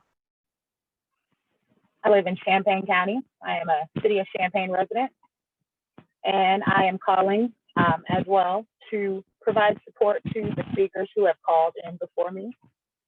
Amina, Megan, Lena, Alan, Sarah, Emily, Justin. Thank you all for each week taking your time to call in as concerned citizens of this Champaign County. We asked, who are you, Diane? We know who you are. Dirty Diane. Your character is showing. Lying, manipulative, and a lack of care for your city's constituents, especially the Black and brown ones. As one of the highest officials of the city of Urbana, you revel in your privilege, white privilege. It reeks, it stinks. And your failing leadership is a contribution to the systemic racism, something that we are constantly fighting against. Do not silence our public constituents. Listen to their concerns, even if you don't like them. It's uncomfortable, but must I remind you the daily life of being Black or brown? Must I remind you the daily life of being an LGBTQ or trans person? Must I remind you of being previously incarcerated or persons with a felony on their background? Don't be like Julia, our state's attorney, who is using her public Facebook page to talk about things that are going on in her office, but blocking activists from viewing the information, from silencing the citizens. I'll end with defund the police. If you don't understand what that means by now, feel free to reach out. You have our contact information. Drop all the charges against Talia Lewis and all of the protesters from May 31st. And do not censor our citizens. Have a great evening, Council. Diane, I hope you sleep well each night. Thank you. Thank you for your comment. The only comments that I believe we received via email for tonight's meeting were from Edgar Garrett. Edgar Garrett wrote to us today about funding for the VCC and also for the raises. He was not for the raises. So that's the only one, unless somebody else tells me that I've missed another one. Nope. Okay. All right. So the next item on the agenda is a staff report. Do we have a staff report tonight from anybody? Diane? Just want to remind folks that next week, the financial forecast will be presented. Diane, are you aware of any other staff reports tonight? I am not. Okay. All right. Next on the agenda is resolution number 2020-09046R, a resolution approving and authorizing the execution of a community partnership agreement with Visit Champaign County for fiscal year 2020-2021. Good evening. I'm bringing for your consideration a resolution to adopt a one-year community partnership agreement for funding Visit Champaign County, our local tourism convention and visitors bureau. The proposed contribution of $10,000 is included in this year's budget. Previously, VCC Executive Director Jane DeLuce gave an informative presentation about VCC's work throughout the county. And in promoting the whole county and the whole region, the work they do brings business to our hospitality businesses, our hotels, our restaurants, our gas stations, our retail. Jane couldn't be with us this evening, so Terry Reifstack is present and available to answer questions. The agreement before you is the same as previous years, except for the addition of a new responsibility of disseminating safety information to the community, as VCC has graciously stepped up and done throughout the pandemic by creating marketing materials, posters, helping get the word out on wearing masks and being safe in our businesses. We've also changed the name of the agreement to reflect this additional responsibility. So at this time, staff would respectfully request that the council approve the resolution authorizing the mayor to execute the proposed agreement as presented, and we're glad to try and answer any questions for you. All right, questions for Stephanie or Terry tonight? Jared? So I had a question last time and I totally forgot to ask it. And I know one of the big things that we're considering in this is, traffic and driving, business to Urbana and the effectiveness of our investment in VC in doing so. And Stephanie, I doubt you have this, but maybe Terry does. I meant to ask about data analytics as far as clicks and engagement from the city of Urbana specifically, and what kind of use you're seeing versus in Champaign versus in the county. Because I didn't see any of that in the presentation, and I figured that would have actually been useful information for us to have helped understand the impact that the website has and what you expect. So any information on those kind of analytics would be helpful. Hi, Jared. Excellent question. So in our annual report, we do have all of the stats of the number of people that visit our website. We have about 430,000 page views to our website. In our report, it does not break it down by demographics and location, but I happen to be the one that manage our Google Analytics, and I look at it pretty frequently. And the city of Urbana comes in number 3 in terms of number of users to our website. So Champaign comes first, and actually the city of Chicago comes second, in large part due to University of Illinois alumni and parents. And then the city of Urbana comes in third in terms of percentage of users to our website. I don't have an exact number, but I could easily pull that information and send it to you as a follow-up. Okay, thank you. I also wanted to know if VCC had any comments to the issues that were brought up earlier by some of our public participation members about using the information that has been available on Buyback Chambana and adding it to the VCC website. I read an article about it, and it seemed like they just added all the links that Buyback Chambana had to a new page on the VCC website, and I'm just curious if you have a comment on what was going on with that. The only comment I really have is that we're aware of the posts right now. Okay. All right, Bill, did you have a question? Bill Brown? Yeah. Well, first, I wanted to mention that in our packet material for tonight, the actual agreement isn't attached. It's just the ordinance. So for next week, I think we'll need to have that agreement attached. Actually, Bill, it was attached. This first came to committee on the 21st. Yeah, I went and it back hasn't changed. I'm not sure why it didn't get reposted. Yeah, I went back and found it, but I think for public, anybody that is looking at tonight's meeting wouldn't see it. And I don't know if anything else has changed besides the title. But if nothing else has changed, then just I'd say copy it and make sure it's together next week.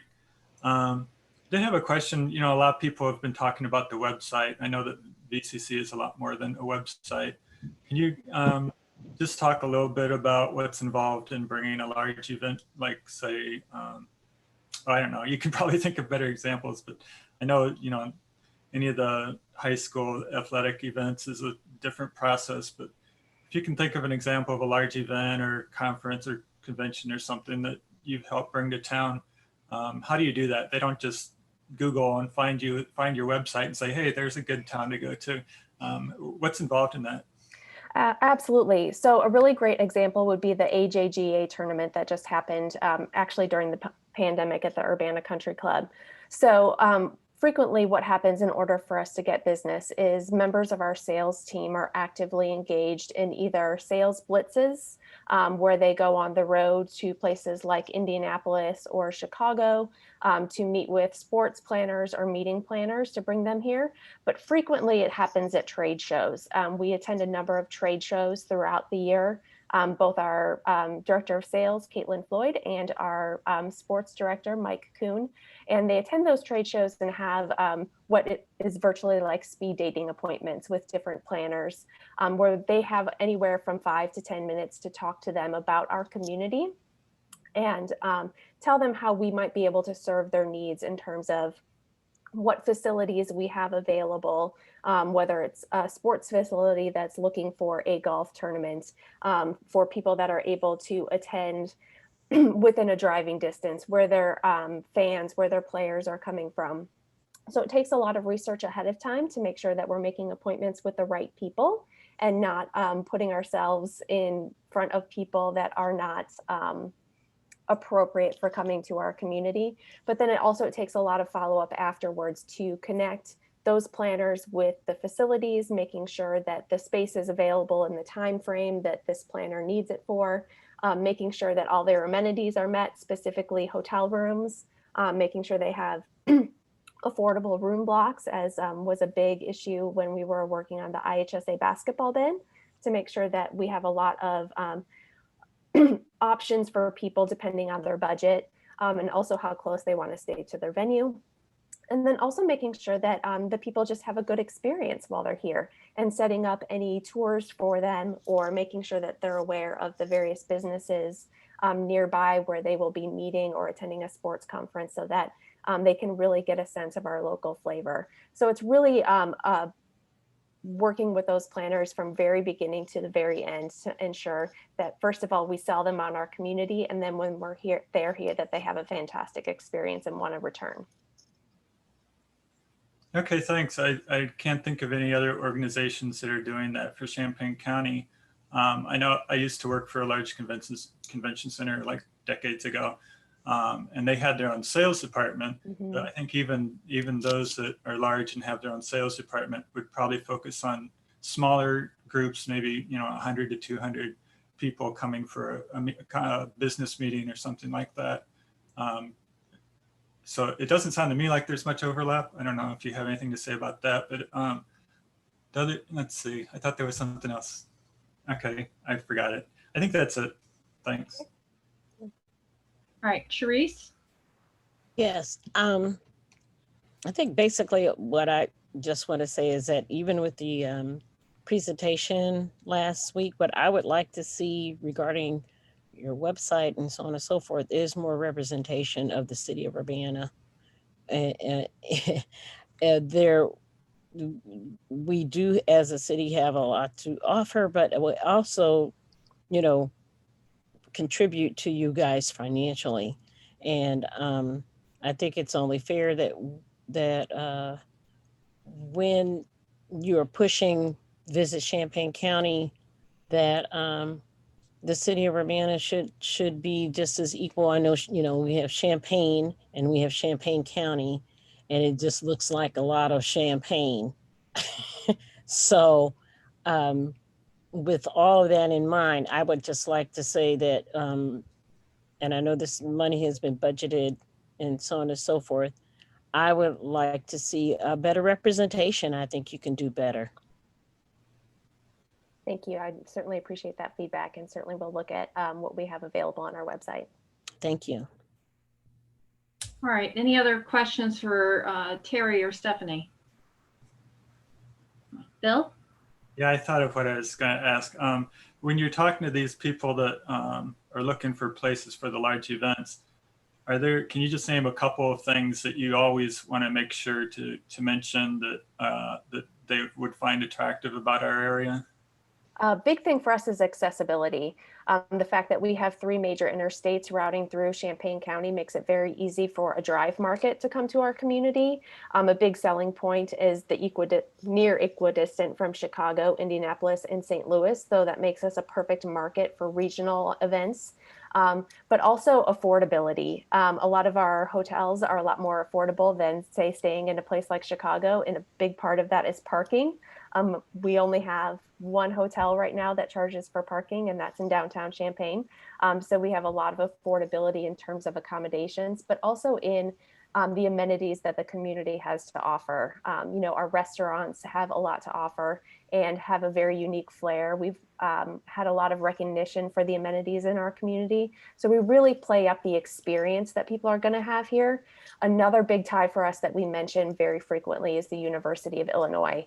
It lends a lot of credibility to our community, and it also means that we have options to, for a meeting and conference, to look at potential keynote speakers or experts in specific areas that we can help facilitate getting those people to be involved in that meeting. So that's a big thing for us when it comes to meetings and conferences. Okay, thanks a lot. You bet.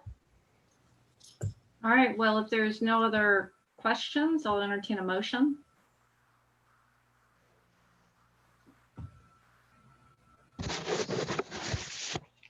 Bill Brown? I'll move to send resolution number 2021-09-046R to City Council with recommendation for approval. And I'll second it. All right, moved by Bill Brown, seconded by Bill Colbert. Discussion. Jared. I don't think there's a whole lot to go on about this. I know 10,000 isn't a huge amount, but every amount counts, especially when we're looking at such a tight budget this year. And it's just my thoughts to you guys that given what's going on with Buy Black Chambana and a lack of really direct representation of the benefit to Urbana, I would not support giving funds to them at this time. All right. Any further discussion? Will the clerk please call the roll? Oh, wait. Sorry, Sharice. Well, if that's, I'd like to hear more about the Buy Black Chambana issue. If someone has information regarding that. Terry, would you be able to give us some more information on that? I am not able to give more information. That is something that Jane will have to present further down the road. She's the one involved in those discussions. Is it an issue regarding a previous person with input said something about information put on your website from their website? Can you give me a degree of something? Terry? Yes. The post references information on our website that also is on Buy Black Chambana's website. Okay. All right. Anything else? Sharice, would you take the chair for me for just a moment? Surely. I'll take the chair. Go ahead. I just wanted to say that overall, I'm in support of this. I would also like further information about what we've just been talking about. So I'm willing to support this to move forward, but I'm going to withhold my final vote once we get to City Council to have more information based on some of the information here. All right, Sharice, that was my comment. I'll take my chair back if that's okay. You have your chair. Thank you. Jared? Reese, I can send you the post, but if you go onto the Buy Black Chambana Facebook page, Okay. they've made a post about it, and you can read the blog post about the interaction that happened between them and how it seems like, they basically just took the work of what was done on the Buy Black Chambana webpage promoting Black businesses and just copy and pasted it onto their own website. So that's kind of in a nutshell what it's about. Okay, thanks. But there's a post about it on the Buy Black Chambana Facebook page if you want to look at it. Okay. All right. Is there any other discussion before the vote? Oh, Jared? Just one other comment, Mary Alice, that we also didn't get to hear Dennis or Julie on this tonight either. So I know we only have 5. We have who we have, but right. I mean, one option would be your sentiment of waiting for next time. One thing would be to send it with no recommendation, but at the moment the motion on the floor is to send it with a recommendation. Understood. I don't know if anybody wants to amend that or not move forward with the existing motion. All right, I guess we move. So we're saying like defer it for another meeting or. Well, the option right now, there's a motion on the floor to send it with a recommendation to City Council's next meeting. One option would be to send it to City Council with no recommendation, like we did when we were missing the ordinance language. Okay. Well, I would like to send it to City Council then with no recommendation right now. Bill, are you going to call point of order on me? No, it's just I haven't heard anything about this Black Champagne controversy till tonight, so I don't have any information on it. It sounds like if it was attributed to the website, that you'd think they would want their information spread more. So it sounds like it's something that it could be fixed. But you know, this isn't final action. I'm fine with sending it with no recommendation if you want, but I think we need to send it to council. And if there aren't people there at council to vote on it, then, you know, we can send it back to committee, but we never wait for all 7 of us to be here to vote on something. So is that, are you amending your original motion, Bill? I would change it to send to council with no recommendation if it's okay with the seconder. Bill Colbrook? Oh, sure. What the heck? All right. Okay. So the motion right now as amended is to send it to city council with no recommendation. Is there any discussion? No. All right. Clerk, please call the roll. Just want more information. Ms. Wu, Yes. Ms. Hersey, Yes. Mr. Brown, Yes. Mr. Colebrook, Yes. Mr. Miller. Nope.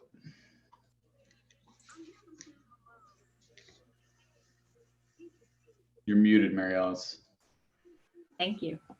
The next item on the agenda is ordinance number 2020-09-049, an ordinance amending Urbana City Code, Chapter 2, addition of Section 2-5 for electronic virtual public meetings. And I believe Carol wanted to say something before, or should it be presented first? I'd rather go after the mayor. Thank you. Okay. Thank you, Mary Alice. So this is a continuation of the discussion that was introduced a couple of weeks ago in committee. Based on city council comments and some subsequent conversations, we decided that it would be simpler to just add a new section to city code rather than trying to amend the existing language that applies to in-person meetings. So the new section 2.5 in the city code would specifically address public comment in remote meetings. We're going to be meeting in this format for the foreseeable future, especially as we go into the flu season, the cold weather months. The pandemic shows no sign of abating. And for the safety of our staff, our council members, our board and commission members, and members of the public will be meeting remotely. So it's important that we have clear rules specifically applying to remote meetings. And it's hoped that these rules will provide guidance for consistent procedures, give us adequate time to really discuss and deliberate and take action on agenda items, and promote a productive virtual meeting environment. In general, the provisions included in this section include the fact that the public body will accept both written comment, that's email or US mail, or verbal comments from the public on any topic. And with each meeting agenda, we'll have instructions clearly written on each meeting agenda so people know exactly what they need to do if they want to send a letter, send an email, or make verbal comments. In surveying other cities around us, there's really a wide range of how cities handle public comment in remote meetings, which kind of reflects how everyone's trying to find a way through this new meeting format. We do ask that people state their name for the meeting record. I'm asking that persons speak for no more than 3 minutes each, and that the public input portion of the meeting total no more than 1 hour. The public body would have the option of extending that time by a vote of 2/3 of the members present. Again, in surveying different cities in the region, there was a wide range in how long people allowed for public comment. It ranged from 20 minutes in one city to unlimited in others, 3 to 5 minutes. Most cities focus on 3 minutes each. A few allowed for 5 minutes each. Many cities actually required people to register in advance if they wanted to speak at a meeting, either by sending an email into the city clerk's office, signing up, the day of the meeting. And that sort of thing. So there's a wide range, but what I'm recommending is no more than 3 minutes each and up to an hour per meeting. People can speak once during a meeting. and not split their time. The presiding officer would have the option, not required, but would have the option of giving priority to people who want to speak on an action item or an item that the council or committee or the board would be taking action on at that time. And to really help ensure that we have a productive and positive meeting environment, we are going to give the presiding officer the authority to give a verbal warning to any speaker who's using threatening, abusive, harassing, defamatory language or engaging in disorderly conduct. And you see this language in many other cities' council rules as well. And it would, the presiding officer, that would either be the mayor or the chair of the committee or the whoever's chairing the board or commission meeting, would have the authority to mute the speaker's microphone if they don't cease that type of language. And the speaker could send the rest of their comments in by emails to the public body. Members of the public who are invited to present information on a particular topic would be limited to 10 minutes. And I do want to clarify this. This doesn't apply to, like the presentation we had tonight was another agency presenting on a specific topic that, such as the report on the Kickapoo Rail Trail. The language in this part of the code refers to occasionally a city council member or a chair of the committee of the whole wants to invite a member of the public to present on a specific topic. That would be limited to the 10 minutes per presentation. And then if you do want to schedule, and it's the presiding officer of the council meeting or the presiding officer of the committee of the whole who would have that ability to add a presentation to the agenda. But you really need to schedule it with either the city administrator who reviews the agenda for each meeting along with the committee chair, or the staff liaison to a board or commission. And that's mainly to make sure that there's time on the agenda to add that presentation. And you have to take, you know, you're planning your agenda for each meeting, you have to take that into context with all the other items on the agenda. So it has to be coordinated with whoever's, the presiding officer has to coordinate either with the city administrator or the staff liaison. And then we wanted to clarify language in this, the part of the code, just as in the other part of the code, about deferral, the ability to defer an item. City council agenda items, and that's when we're meeting as the city council, can be deferred to the next regular city council meeting with a motion and a second by council members, and then there's no discussion on that item.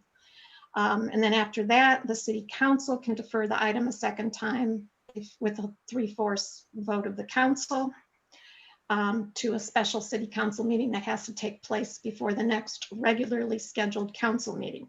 If you're in a committee meeting, you can just keep an item in a committee meeting by a vote, majority vote. You don't have to vote to defer. You can just keep it in committee since it's already there to begin with.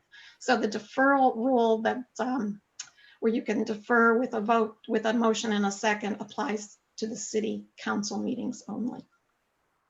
And then if we're conducting hearings, there are separate specific rules for the hearings that will be published separately. So I'm requesting that you approve these rules, and I really think they will help us clarify how our meetings will be conducted and will be predictable and consistent from here on out. And it's taken a while to get here, but we've been working our way through remote meetings, and based on our experience and need to conduct our meetings and get stuff done during our meetings, I'm recommending that these changes be made. And I do want to let folks know that there will be opportunities for the public to speak, for us to listen, for us to have discussions. We'll be holding listening sessions with our community engagement coordinator, getting those set up, similar to the way the city of Champaign is holding listening sessions right now on public safety issues. So there will be opportunities outside city council meetings when more robust conversations can be held. And before we move on, I know Carol wanted to add a few things too. And I'm losing my voice. I apologize. Carol. Thank you. I'd like to speak in favor of imposing limits on the abusive language that has found its way into your council meetings. I've spent time talking to staff members, some of whom have been targeted by the abuse and others who have not, to get their perspectives. The significant negative impact of this language on our staff is of great concern to me. In previous conversations at council, some of you seemed reluctant to curtail any language presented by the public because of free speech concerns. The right to free speech is not unqualified or unconditional, as you know. But if you need a starting place, why not start with what we're teaching the children of our community? Section 720 of the school district's policy manual directly prohibits the harassment of students, stating that, quote, "The district will not tolerate harassing, intimidating conduct, or bullying that creates an intimidating, hostile, or offensive educational environment, and examples of prohibited conduct include name calling." So can we start there? No name calling? The school district's policy goes on to talk about threatening behavior, specifically physical threats. Well, thank goodness I don't think any staff members have been threatened with physical harm. How about a threat to their livelihood? When members of the public make unfounded, sweeping accusations of wrongdoing and lying, corruption, collusion are some of the words that have been used. That threatens people's livelihoods because it undermines staff members' personal and professional reputations. There are no specific allegations, no chance for the person accused to address the accusations. It's another form of verbal abuse, and it is toxic. And since accusations like these also have potential legal implications for staff and the city, it's also reckless. The city has a policy to promote a respectful, productive, professional, and diverse work environment.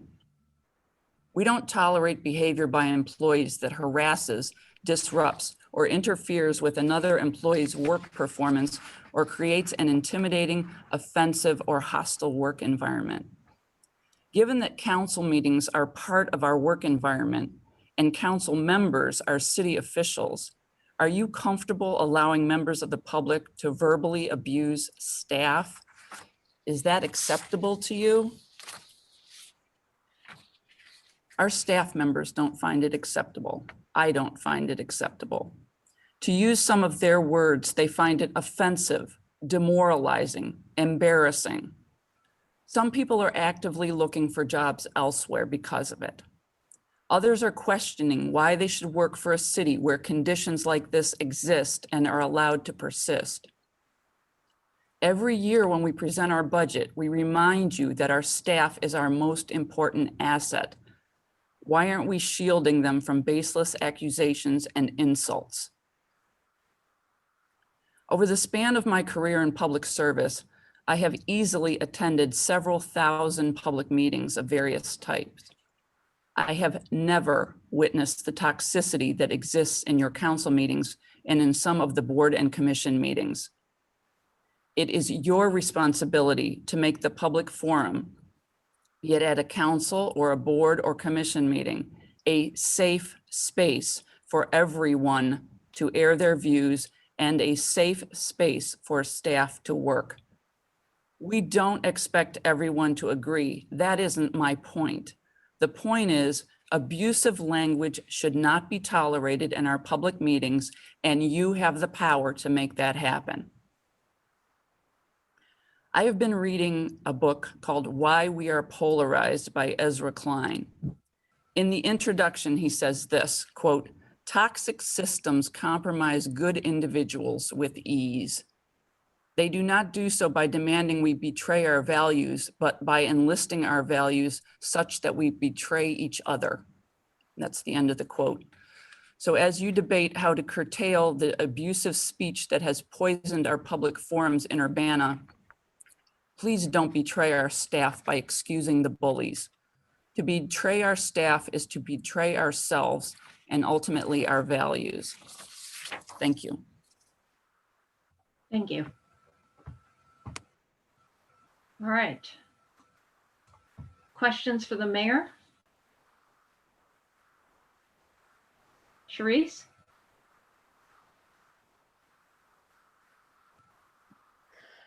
Okay, I just want to be clear that the 3 minutes is a baseline.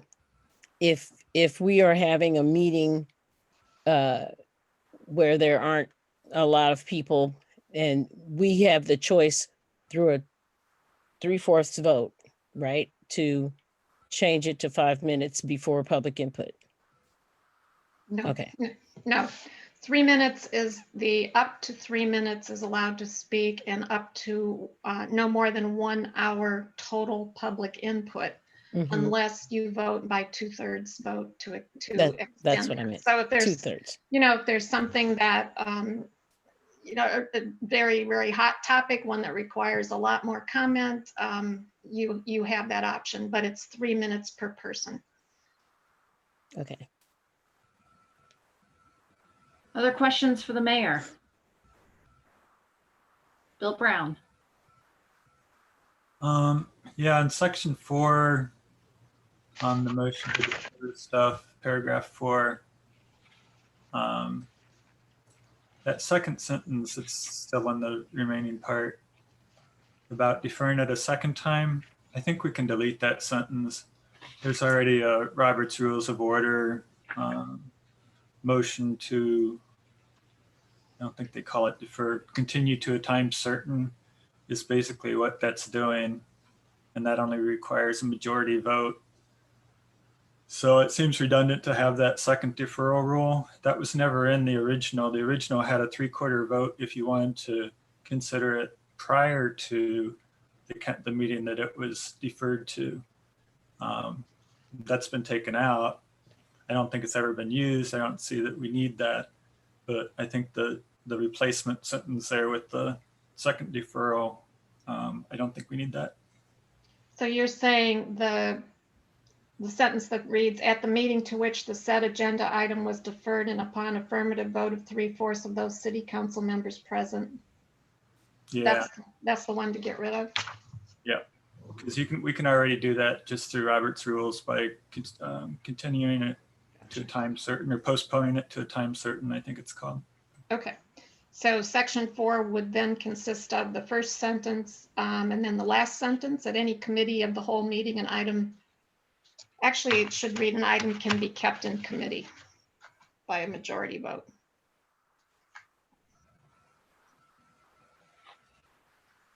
Okay. Okay. That's section 3. That was section 4, paragraph 4. Okay. All right, other questions for the mayor? I have a question, Diane. I was wondering, well, first of all, thank you, because I know that I was the one who asked if we could do Zoom rules instead of changing the whole code, so thank you very much for that. Thank you for suggesting that. That simplified it a lot. So right now we have most things require a majority vote in order to do something. Why does the 2/3 vote, why is that required for extending it beyond an hour instead of a simple majority? I just think you need to have a bigger percentage of the council wanting to do that. I think it's a more significant step to take.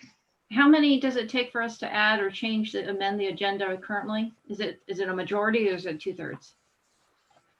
To amend the agenda? Yes, to change the agenda. That's a majority. That's a majority. Yeah. All right. Other questions for the mayor? All right, so this is something that is in. I do have one more question. Yes, Sharice. I'm sorry. This particular also will go to commission meetings, it'll go toward commission meetings as well as board meetings, correct? Correct. Okay. I'm sorry. Okay, go ahead, Mary Alice. I was just going to suggest to the committee that if the will of the committee is to move this forward, I would suggest to do it with no recommendation since we don't have Julie or Dennis here. But that's just my suggestion. Otherwise, I will entertain a motion of any kind.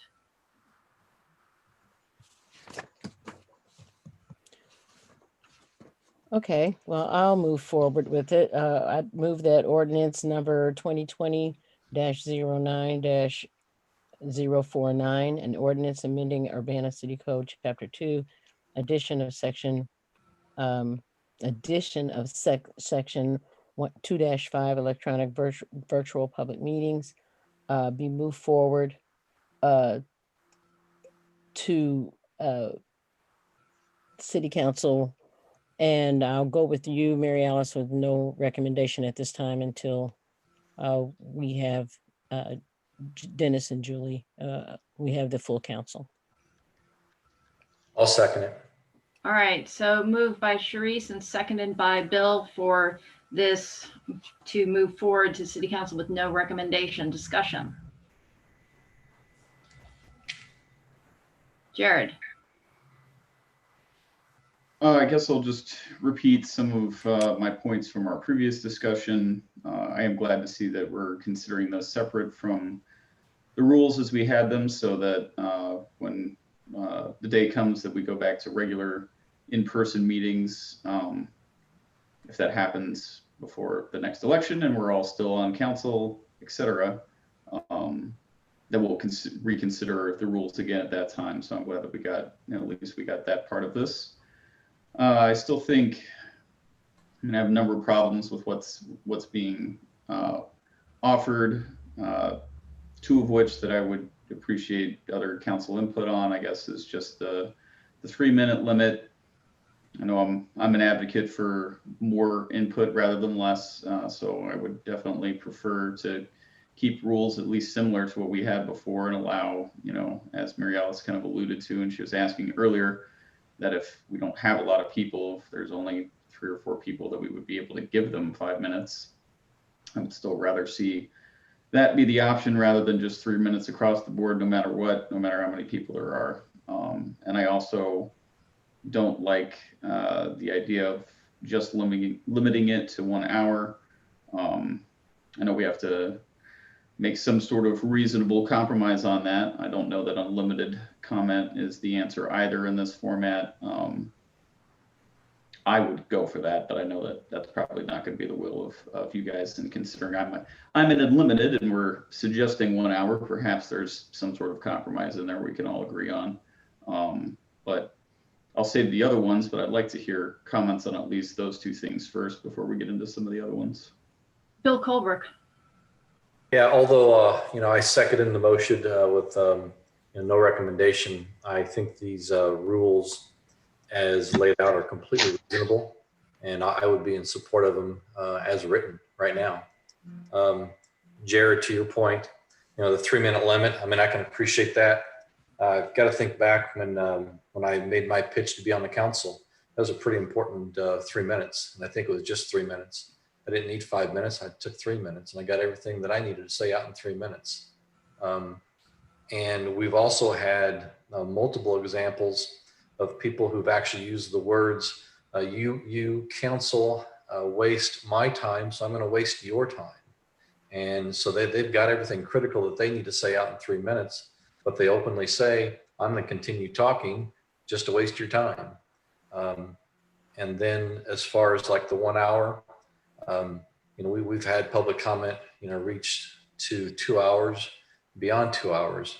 And I'll repeat the same issue that I've brought up in past council meetings. We have been taking critical votes that affect the citizens of the city 5 minutes till 11 o'clock when we're all exhausted. And I think with the 1 hour limit for public comment is appropriate. All right, other comments to Jared's question? Jared. I didn't see anybody else raise their hand, but Bill, one other thing to consider that somebody gave, and maybe that's language that we can at least add, is that it's not always the easiest thing for everyone to succinctly say what they need to say in 3 minutes. So even if we didn't, necessarily make it what the rules were before between 3 and 5 and base it on numbers, at least we could possibly include language that if somebody makes a specific request, I know we have to do this anyway because of ADA rules.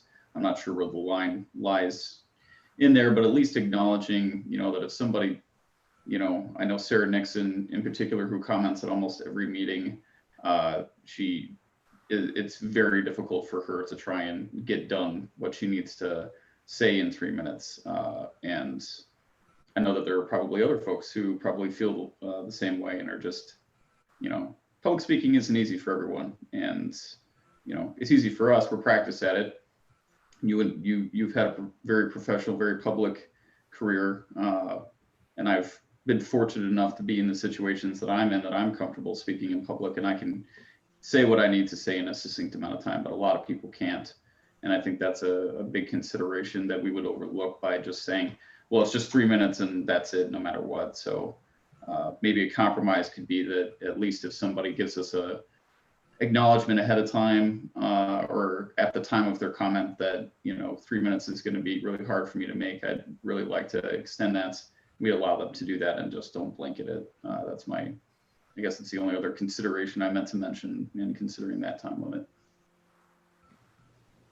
I'm not going to move the chair because I did have a question about that. I know in the past when we've had people who have, I'm thinking specifically of Durrell, who's brought a lot of information to council, and we've asked for his time to be extended. Was that proper procedure? If somebody needs more time to get through something that they've done, what would be the procedure given these rules?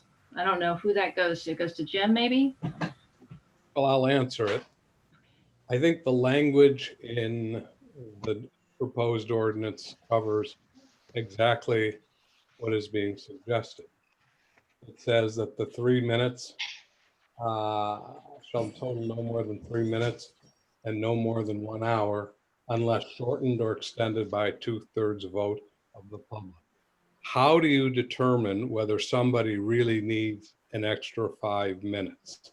Or whether somebody tells you they want the 5 minutes or guising it as they need it, just so they can continue an extra 2 minutes.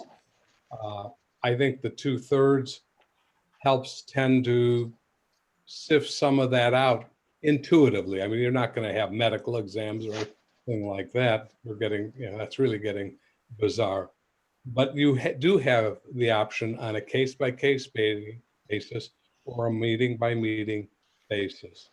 The problem with the 5 minute after 20 people raise their hands is some people get 3 minutes after that, while the first 20 in the current, what would be proposed for in-person, get 5 minutes. Is that not discriminatory? That some get 5 and others get 3, just on an arbitrary cutoff of 20? So I think the mayor's proposal here that everyone get 3 minutes serves two purposes. Everyone gets the same amount of time and more people get to speak. If you find out 4 or 5 or 6 or 7 people, I don't remember how many people, because I wasn't keeping track, raised their hand and spoke this time, they got 5 minutes. If it's not such a packed agenda and the hands go up and it's not 20 or 30 people or 15 people, you can extend it if the council wants to 5 minutes. Well, actually, no, Jim. The way it's written and the way it's intended is that each person gets an up to no more than 3 minutes, but the total amount of time devoted to public input could be shortened or extended.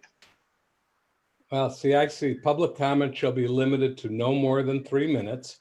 Per person. No, I see that, per person, and the public input portion of the meeting shall total no more than 1 hour, comma. Unless Correct. otherwise shortened or extended by 2/3 vote of the public body members present. So I read that the 2/3, unless it's intended some other way, then It's intended for 3 minutes per person, but the amount of time devoted to public input could be extended depending on what's being discussed at the meeting. But in either event, regardless of how, regardless, everyone gets the same amount of time, and you get the opportunity within the 1 hour for more input. You don't have to cut it off at 1 hour. If there's enough time in 1 hour, more people get to speak in 1 hour than 5 minutes. All right, so what I'm hearing is that the mayor's intent of the ordinance is that people are maximum given 3 minutes and there's no type of vote that could be taken to give somebody more than 3 minutes. That's the intent of it. Correct. Okay. And if we wanted to have the option of giving somebody more than 3 minutes, how would that be written, Jim? It'd have to be expressly provided, but following on the mayor's intent here, how do you determine whether one person should get 3 minutes and somebody else gets more? I mean, the First Amendment doesn't guarantee somebody the right to speak longer than somebody else. We don't know. I'm not aware of a case. There may be out there. I'm not saying there aren't. I haven't done an exhaustive research that the ADA talks in terms of some people being able to organize and speak their thoughts publicly in 3 minutes, where others are not able to easily do that. And all, I don't know how you can make those kinds of determinations and all without saying one person says, I want to speak 5 minutes. Sure, council votes to allow that. Another person says, well, I want to speak 5 minutes too. I have the same problem. And the council says, well, I don't think so. How do you deal with that? Is that not discriminatory? And I'm not talking about racial discrimination or religion or ethnicity or any of that, but it's putting a value judgment on one person's speech over another person's speech. I think actually the mayor's interpretation is a better interpretation even than my own. Bill Colbrook. Jim, thank you for that. I mean, I actually agree with that opinion. And it keeps us as a council, I think, out of a lot of civil liability problems if we are consistent across the board, because as soon as we start making judgment decisions, based on some arbitrary amount, all we're going to do is get ourselves in trouble. So I think, a standard time per person is the proper way to go. And I would add, if there's again a topic that a lot of people want to comment on, you can extend the total amount of time allowed for comment and give people the opportunity to speak. Can I correct one thing that was said in public comment this evening about this? Yes. The comment was made that the Open Meetings Act section 2.06 paren G that provides for public comment does not allow for rules that control essentially the tenor or the tone of speech. By the same token, nothing in that section, and it's a very scanty section, very skimpy section, says you can't. However, there are two PAC opinions that cite the same case, same federal case out of the Northern District of Illinois that says the tone of speech and the manner, or I should say, the tone of speech and the nature of that kind of delivery is not content based. So a regulation, and then I have 3 or so cases that back that up, that The PAC allows for time, place, and manner restrictions. Time restriction, 3 minutes. Time restriction, 1 hour. Perfectly legal until the PAC interprets it differently. But right now, absent a PAC opinion, and there probably will be a request for review or a complaint, and that's fine, would allow for those two restrictions. In terms of the tenor of speech, that is manner. You can apply manner regulation as long as it's not discriminatory. It is not, contrary to what some alluded to this evening and in past council meetings, that is not content regulation. And I can cite 3 or 4 cases and 2 PAC opinions on that if people really are interested. In fact, I think I provided much of this to you all anyway in a legal opinion, which is subject to privilege. All right. Jared, I'm sorry. You had your hand up earlier. Did you want to speak? If you do. Yeah, so I guess, well, then why do we even have the language, persons with disabilities needing special services or accommodations for this meeting should contact the City of Urbana's Americans with Disabilities Coordinator at 384-2466 in very, very tiny print at the bottom of our input section. I mean, are we not going to make are we just going to say, sorry, y'all, 3 minutes is what it is. Don't care what your needs are. If that's what it says, then somebody who needs an accommodation should follow the directive in the agenda by contacting that person. But just coming into a meeting and saying, gee, I need an accommodation because I can't say what I want to say in 3 minutes. How do you judge that? How do you know whether that person needs an accommodation? Well, I wasn't suggesting that we do it on the fly, Jim. I was suggesting that they would have to ask beforehand, that they would request beforehand. And the agenda provides for that accommodation.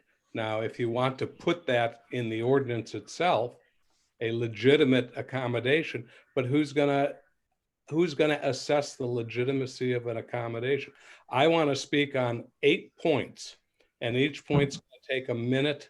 And I'm giving you hypotheticals to highlight the slippery slope that you're talking about. I have 8 points. I practiced my speech. They are very concisely stated, but I want to state them all tonight in this meeting tonight. So I want 8 minutes. I think that language, Jared, I know the language referred to in-person meetings and probably more of a physical accommodation than public input accommodation, but we could put specific directions in the directions for public input that if a person wanted to have a special accommodation, they should contact the clerk's office in advance to let us know.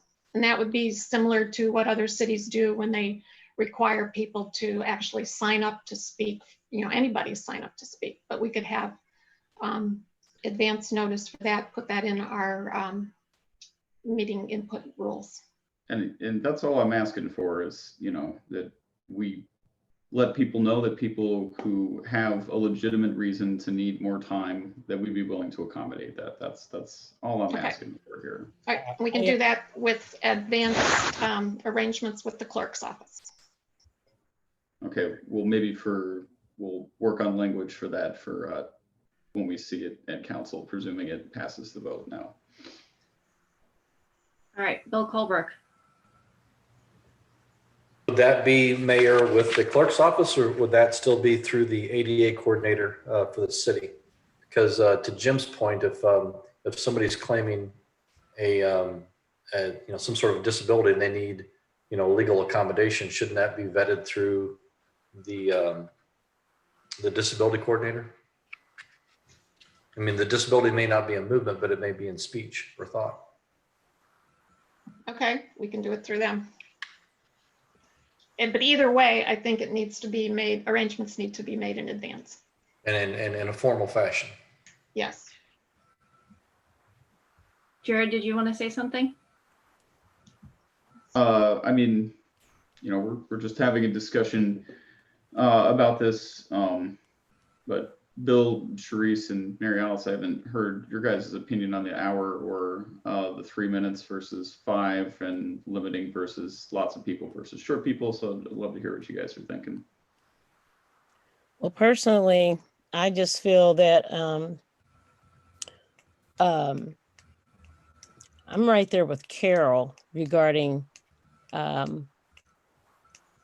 I think there definitely needs to be rules regarding this, based on the fact that, you know, I've dealt with people saying untrue stuff about me during during the meetings, and I hear it, and I don't speak to it, but it's I'm not here for you to berate me and abuse me verbally. I'm here to listen to what your complaint can be, and hopefully there's something I can do to help. Can't always do that, and I'm not always going to have the opinion of other people that are speaking. And I'm kind of right there with Bill. We were given, when I had to approach to the city council regarding filling this space, I was on a time limit as well. And it was pretty important to me doing this, and somehow I was capable of doing it, and did it on the fly. So I think that when we're not taking away anybody's right to speak, we are limiting it based on past experiences, yes, and I don't have a problem with the hour, because I do have other commitments that I do after I get out of a meeting, and they're time specific type of things that I have to do, and sometimes that's why you don't see me on video, because there are time things that I have to do. And if the earlier that we're able to get our city business done, the other commitment that I have to take care of is also taken care of on time. And I do think that it's important that there be rules that are followed and that are put in place, so that there's no question. And this is probably one of the best things that we could do to do that and still have public input.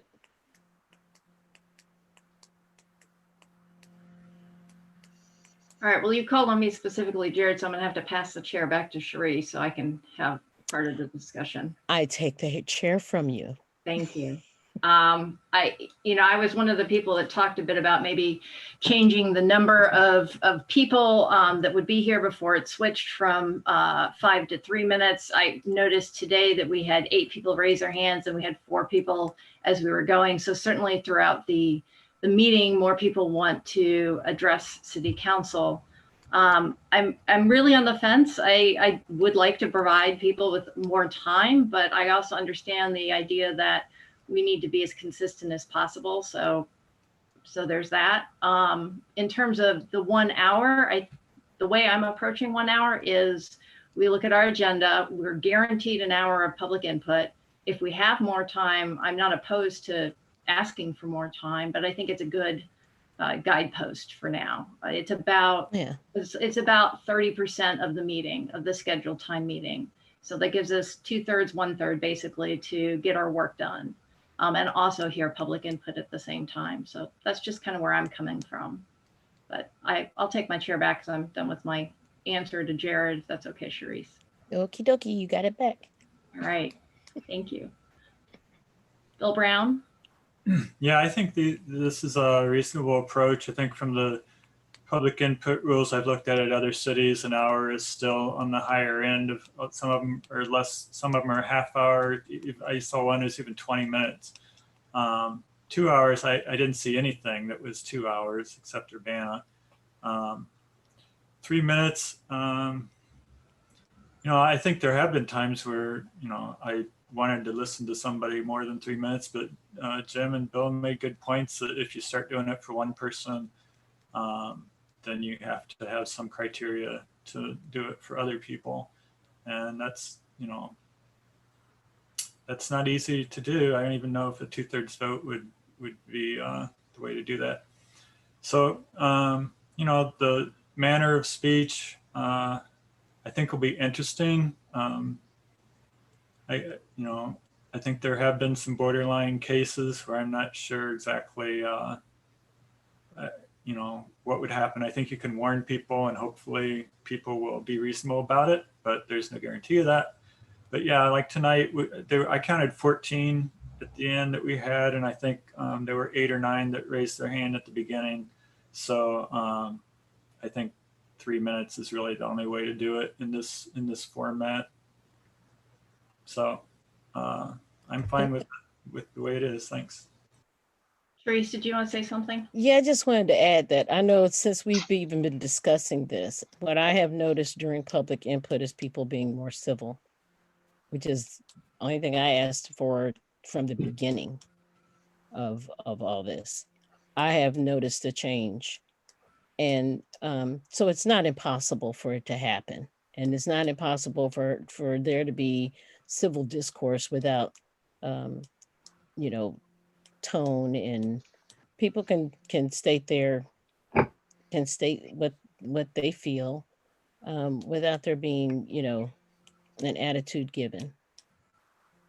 And I don't, it's not that I don't, I mean, folks can have their attitudes, of course, but it's just that when it gets to a point where it's abusive and defamatory, that is an issue that I'm not particular about.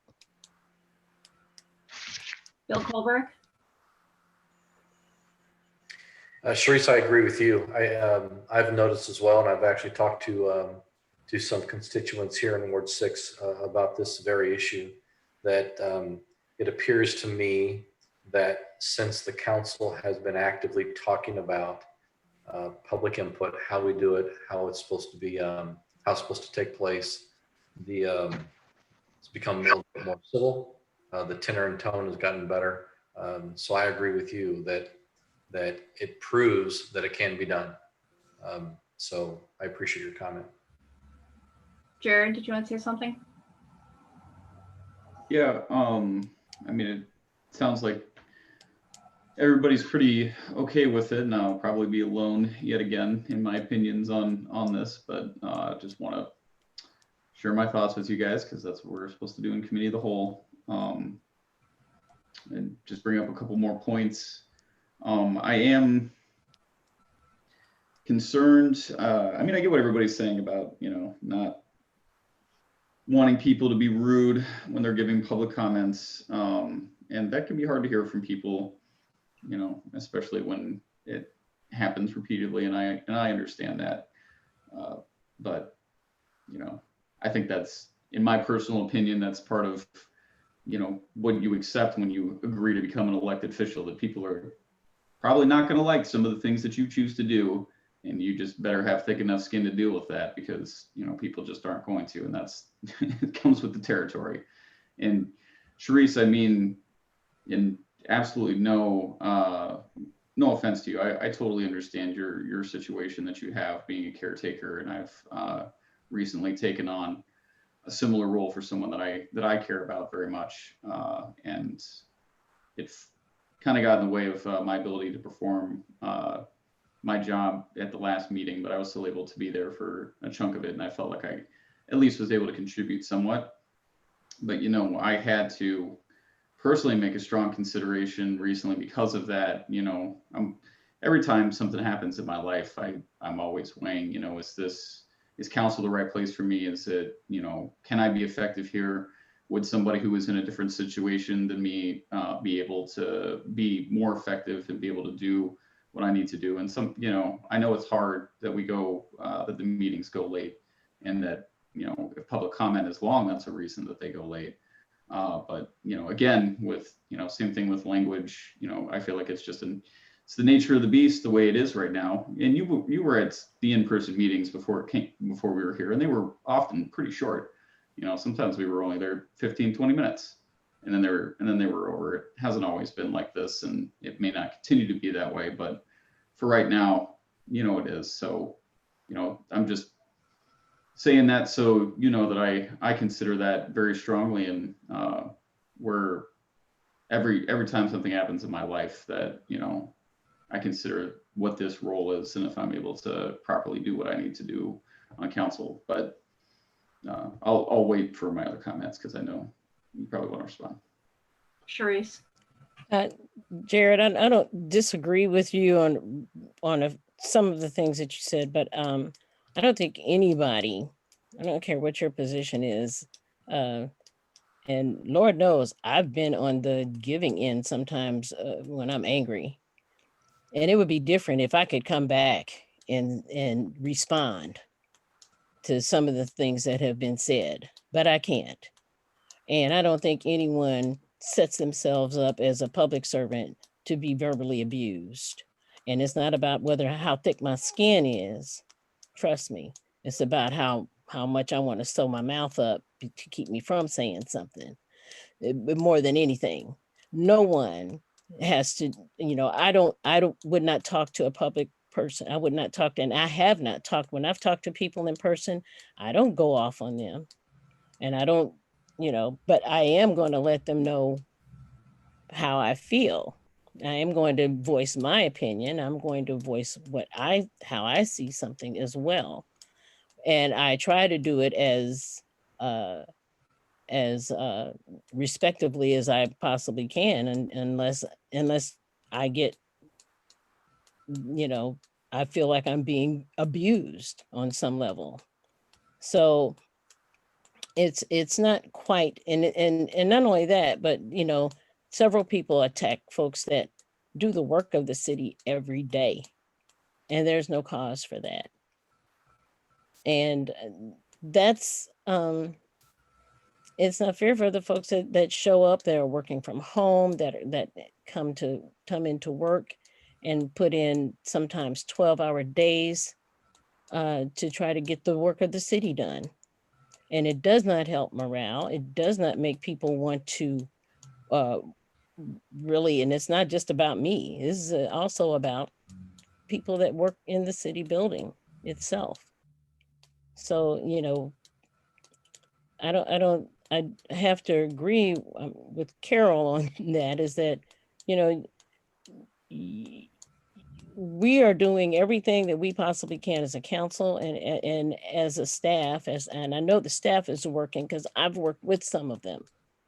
And I think that it's one of those things that we have done everything that we possibly can when we hear what the input is from the public. And I'm sorry, the city of Urbana is not Hogwarts. We cannot just wave a wand and everything gets done when you say you want it done right away. It takes time, and it takes even more time now. So that's all I have to say. Bill Colbert. I just wanted to respond to Jared on your comment about we signed up for this. We could I don't know your exact term, but whether we expect it or we just kind of have to endure that sort of treatment. I'm in a unique profession where I've done this for 35 years. I've been a public servant. I've had things said to me about me, which none of what has happened here in City Council even approaches what I've heard in my career. To me, it's not about having thick enough skin. We are setting rules that not only affect the City Council, us, but also the boards and commissions for the city. I've been given specific training throughout my career. I've gone to repeated training throughout my career to be able to deal with citizens who are upset. Upset at the situation, upset as me as a public official, upset against the government action that's happening to them, for them, against them. And I'm used to that. But we've had multiple emails to our city council email of people that are considering getting off commissions. They've recited the fact that other people have got off commissions because of some of the way they've been treated, on those commissions. We volunteered for this. We signed up. One thing that I've heard throughout my career: you buy the ticket, you take the ride, and I get that. Sometimes for me it made it meant working midnight. Sometimes it meant working a blizzard. Sometimes it meant a lot of things. But we have citizens in our community that stepped up and want to serve the other citizens of the community, and they want to do it in a kind and respectful way, without being humiliated or talked down to or insulted. And I think the rules that we're setting not only is for us, but for throughout the city of Urbana. Diane? You're muted.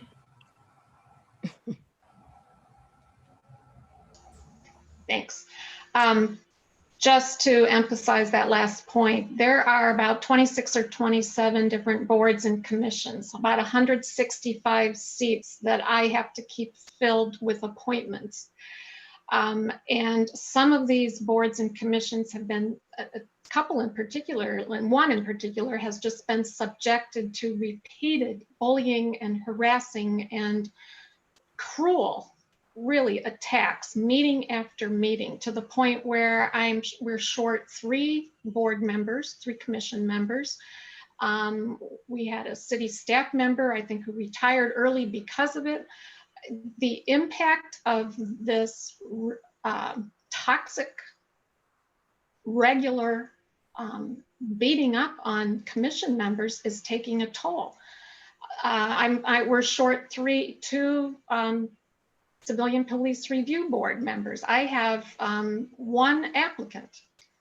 We're short 3 human relation commissions members, and we're on the verge of losing more. These are important commissions with important work to do, and people are watching the meetings, and these are volunteers. They don't get paid a dime except in our thanks to them. And we have to change the tenor of these meetings. So being able to have some rules of engagement, rules for civility, rules for time, which is respectful of the board members, which is respectful of the public, and is respectful of the work that people have to do. So that's what these rules are for. And I can't emphasize enough how devastating the impact of this tenor of these meetings have been the last few months on our volunteers, on our city staff, and city employees. Jared, did you want to add something? Yeah, I just want to continue the conversation. So I guess seeing as, again, I'm going to be alone in opposing these changes, but I would at least respectfully request that if we're going to adopt this language, that we need to be clear about what it is that we understand abusive, harassing, threatening language to be. I'm not still quite sure about including the defamatory part, because that implies someone has, committed a crime, and the resolution of that is a civil matter, not a matter to be decided by us at the time. I think that's a little odd that we're including that, and that we get to decide when something is defamatory and then shut it down, because that's usually something that's settled in court. But at least as far as the abusive, harassing, and threatening part, when we talk about tone and tenor, we need to be clear, because as it's written to me, it sure just seems arbitrary. And all of us are going to have different ways of engaging with that. There isn't going to be a clear way for all of us to decide, you know, what one of us thinks is abusive, the other one might not. And, you know, it's Seriously. just unclear. So if we're going to include this language, we need to be clear about what these things are, not only for ourselves as the moderators of the meeting, but also for the public, so that they understand exactly what it is that we're saying you can and can't say at city council meetings. That would be my one request for that. But, and then, I mean, I guess I don't like the change. The only other thing that I would even, since I'm not getting anywhere with any of this, the only other thing that I would ask is that we would change that 2/3 back to just a simple majority. I don't know why we need 2/3 to extend it. I think if a majority feel like it's there, I mean, I feel like that's going to even be hard to get the way that you guys are approaching this. So, you know, what's the harm in that? Because if the only person asking for it is me, then nobody's gonna support it. But You don't know that. no, okay, fine. I don't know that. I shouldn't be presumptive, but I would like to see that it was just a majority would be that. And I don't know that we need to include those definitions in the code, but in the very least in the instructions about what those things are and how we expect tone and tenor to be in a meeting, that, you know, we've just got to be clear, because otherwise we're all going to arbitrarily apply it. And if we're all arbitrarily applying it, then someone can sue us for discrimination, because we're not doing it evenly across the board to all people for all things that they're saying. And I think that that's going to be really hard for us to enforce anyway, but I've already made that point and you guys all seem comfortable with doing it. So that's what we're doing, and that's what we're doing. But those are the last two things that I at least like to be clear about, that language and how that works. And I would like to see extensions be made by majority, not 2/3. Therese, can you take the chair for me? Yes, I can. Thank you. Jared, that was going to be my suggestion as well, is to change it to a simple majority, just to be consistent with, we change agendas anyway. So I agree with you on that. I was going to make that recommendation. The other thing that I just wanted to say, and I know we moved on a little bit, but Carol, what Carol was talking about was kind of the toxic environment that we have for our staff. And you're right, we signed up, Jared, for being elected officials, and we answer to the people. The staff are here. I mean, we have the chief of police here right now. We have Stephanie McKenney here right now. They're mandated as part of their jobs to be here. And it does trouble me, because I think of this as their workspace. And if I had somebody come into my workspace and start accusing people who work for me in a loud forum, I wouldn't allow it. I mean, I just wouldn't allow it in my workspace. I would ask them to come and speak to me personally and to resolve it that way. Now, I don't know exactly how to balance those two things, but I do recognize that the city of Urbana employs people, and we do have to have a good environment for them to work in. So that's one of the things that I'm struggling with, but I do support your idea of changing it back to a simple majority. Okay, Therese, I've said my piece. She's muted, so she still has the chair. I tried to unmute it. Sorry, I was doing it with the space bar. Anyway, you got it back. Thank you. Anybody else like to comment? Jared? I just want a point of order that, do we have, what was the original motion? Was it moved with a recommendation? I can't remember now. It was moved with no recommendation. With no recommendation, okay. Yes. Diane, do you feel like we should offer, since Mary Alice and I supported, an amendment to it, or for the 2/3 thing, and vote on that separately? Like offer an amendment to the original motion to change that specific language? Yes, yeah, you can do that. Okay, well, then I will make the motion to change in section 2, paragraph B, 1C, that public comment shall be limited to no more than 3 minutes per person, and blah, blah, blah, et cetera, no more than 1 hour unless otherwise extended by, cross out 2/3, vote and replace that with a majority vote of the public body members present. As chair, I'm not sure I can second. I think you can ask Sharice to take the chair and then. A second. Oh, okay. Motion by Jared, seconded by Sharice. Discussion. You want to add that other amendment by Bill while you're at it? Eliminating that sentence in Oh, yes. 2-27-4. What was the? Yeah, I will add that. If you know what it is, or Bill, do you want to You know what restate it it? is. Okay. So I would add that language too. So that's two changes in that motion. If the seconder is still with that. Sharice, are you okay with that? Yep, I'm okay with it. All right. Any discussion on the amendments? The amendment to it? No. Bill Colbert. Yeah, I don't agree with that. I think it takes a higher bar to increase the time limit, because that's one of the major things that we're talking about is, you know, how our meetings have gone into 11 o'clock. Even when we start them at 6:15, 6:30, they're always reaching 11 o'clock. So I think that higher threshold is important.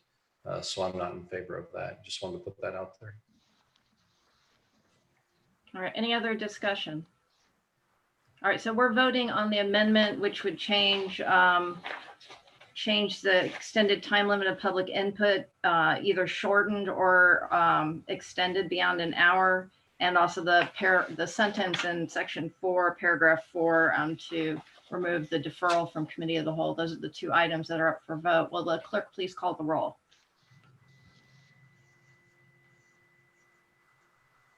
Ms. Wu, Yes. Ms. Hersey,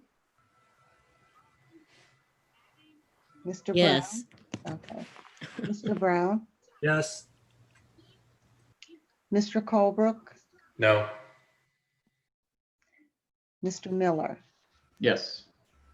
All right, that amendment passes. Now back to the original motion for this to go to City Council with no recommendation. Is there any further discussion? All righty, will the clerk please call the roll? Ms. Wu, Yes. Ms. Hersey, Yes. Mr. Brown, Yes. Mr. Colebrook, Yes. Mr. Miller. Nope. All right, that moves forward. All right, ordinance number 2020-10-053, an ordinance amending Urbana City Code Chapter 3, Section 3-43, increasing the number of Class R and T1 liquor licenses for Hickory River and Urbana Incorporated on Cunningham. Mayor.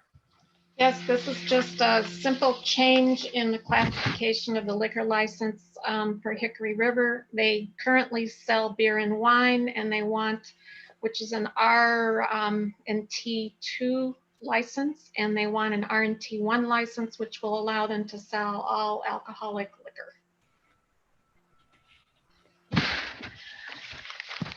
All right, any questions for the mayor? Anybody like to offer up a motion? Bill Brown. I'll move to send ordinance number 2020-10-053, an ordinance amending Urbana City Code Chapter 3, Section 343, increasing number of Class R and T-1 liquor licenses for Hickory River to City Council with recommendation for approval. And I'll second it. All right, moved by Bill Brown, seconded by Bill Colebrook. Is there any discussion? All right, seeing none, will the clerk please call the roll? Ms. Wu, Yes. Ms. Hersey, Yes. Mr. Brown, Yes. Mr. Colebrook, Yes. Mr. Miller. Yes. All right, that motion passes. On to City Council. All right, ordinance number 2020-10-054, an ordinance fixing the salary of city officers who are elected for a definite definite term of office from 2021 to 2024. Diane.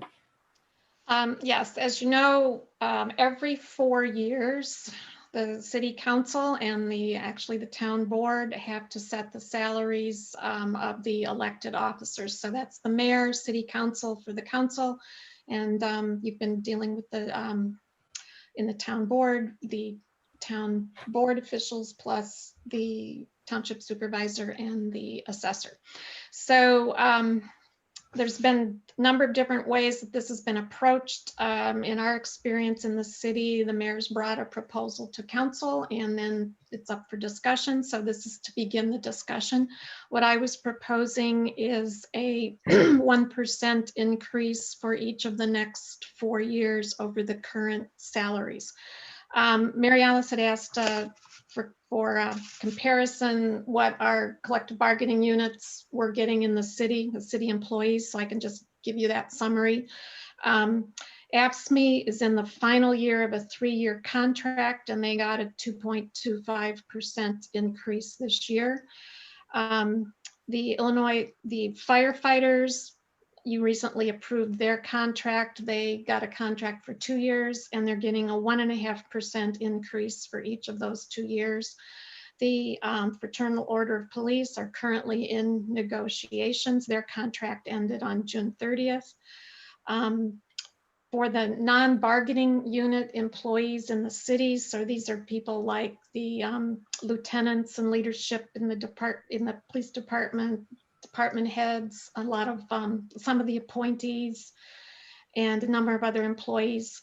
If they are making less than $80,000 a year, they got a 1% raise this year. If they're making more than $80,000 a year, we did not offer a raise for the current year. All right, questions for the mayor? No questions for the mayor. And I would emphasize, once these are set, we can't review these every 1 or 2 years. You have to set these salaries in the period preceding your next term of office. So we're setting these salaries for the next 4 years. All right, if there's no questions, would anybody like to make a motion?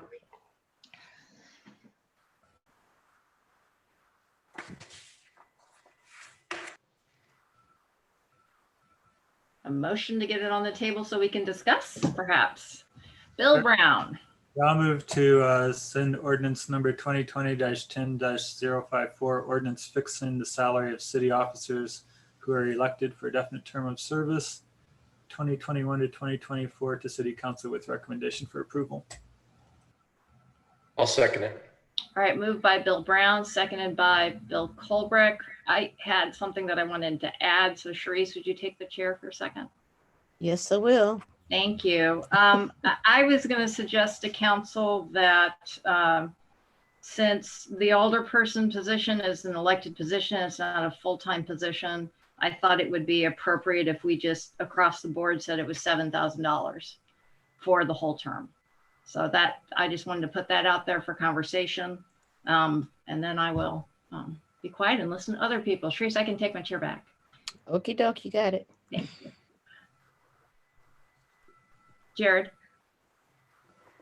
I mean, I'm not principally opposed to that idea, other than, I hate to be the one who didn't ask the question, but now wants to ask the question. Diane, is 6947, is that what we're making this year? Is that changed from the current term, or is that an increase from the current term? That's an increase.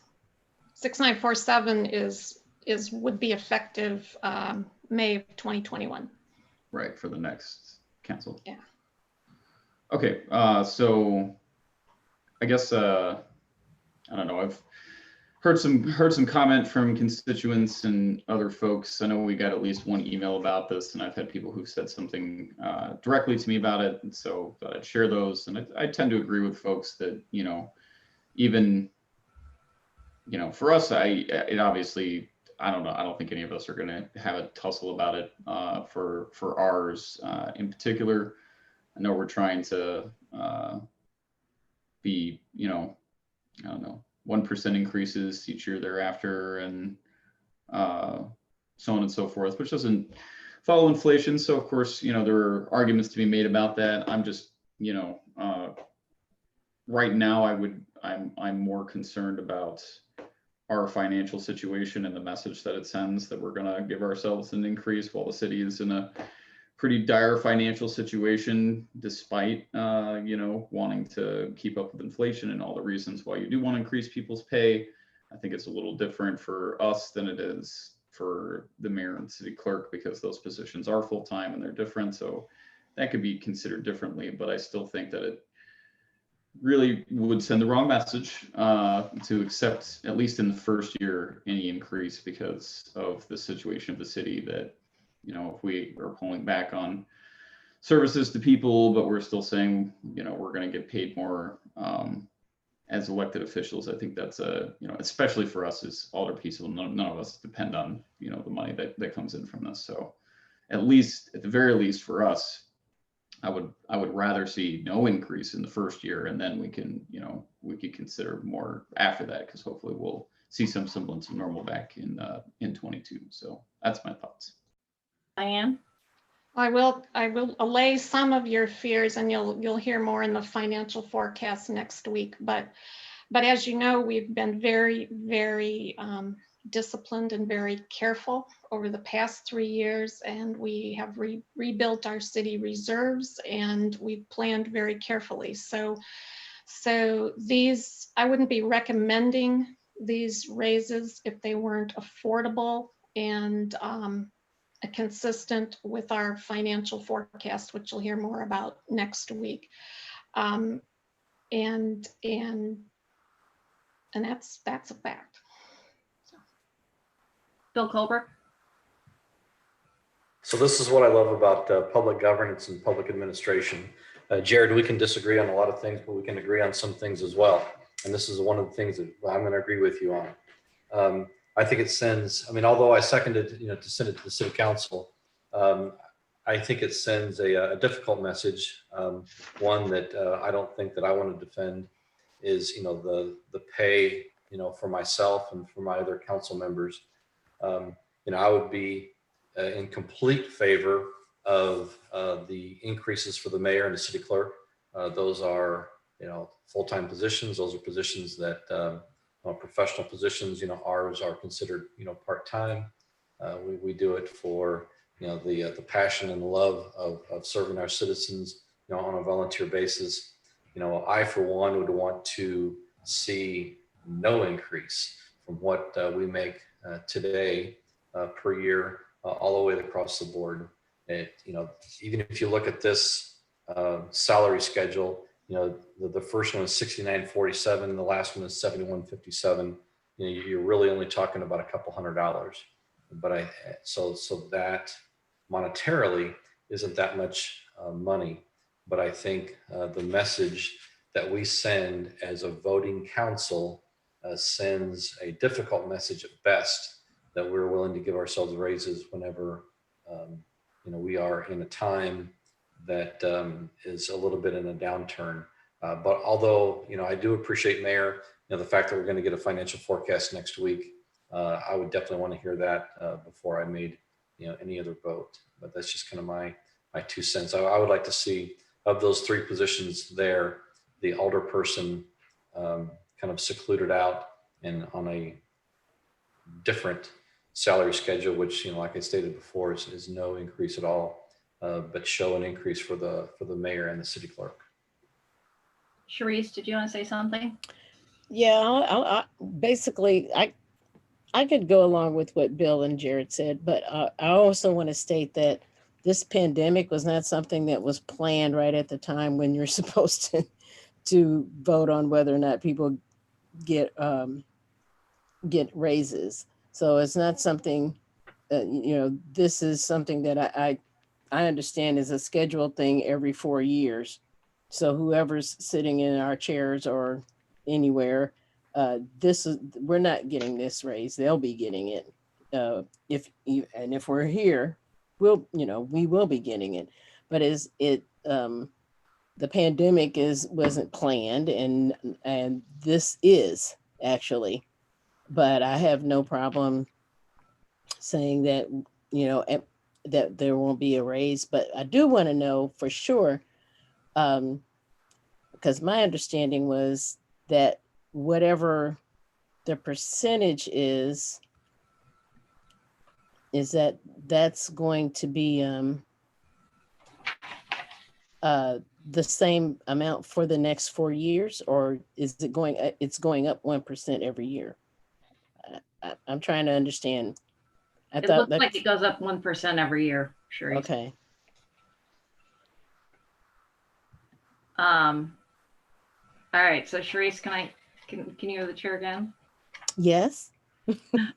I'm completely fine not giving the alderperson position a raise. I was just trying to kind of just make it straight at 7,000, so it was just an even number, and everybody knew that that's what it was. But I would be in complete support of either direction, whichever direction council wants to go in, either straight across the board 7% or just straight across the board no change from our salary from this year for the next 4 years. All right, I said my piece. Okie dokie, you got the chair back. All right, Jared? I guess I'll make a motion to amend. I mean, it's I've got that. Hold on. Where's my agenda? Okay, so it is an ordinance. So I guess I would make a motion to amend the alderperson line so that May 1st of 2021 would reflect the current stipends given to alderpersons, and that May 1st, 2022 to 2023 would then reflect the 7,000 as suggested by Mary Alice and continue for the remainder of the term. So there's my motion. All right, is there a second? I'll second it. All right, motion made by Jared, seconded by Sharice. Discussion. Bill Colbrick. Jared, could you just repeat that for me, please? So the motion was to keep the next term at the current rate. I don't know exactly what it is, but whatever the current rate that we're receiving now is. 69 something. And that the remaining 3 years would be at an even 7,000. No increases over the years, just at an even 7,000. I think that sounds reasonable. All right, any other discussion? All right, seeing none, will the clerk please call the roll? Ms. Wu, Yes. Ms. Hersey, Yes. Mr. Brown, Yes. Mr. Colebrook, Yes. Mr. Miller. Yes. All right, that moves forward with the amendment. Now the motion on the floor is to move the entire ordinance to City Council with a recommendation for approval. Is there any more discussion? All right, will the clerk please call the roll? Ms. Wu, Yes. Ms. Hersey, Yes. Mr. Brown, Yes. Mr. Colebrook, Yes. Mr. Miller. Yes. All right, that moves forward as well. The last item on our agenda is a discussion of FOIA. Is this going to be Carol, Jim? Who's going to be presenting on this? Or is this just discussion topic for council?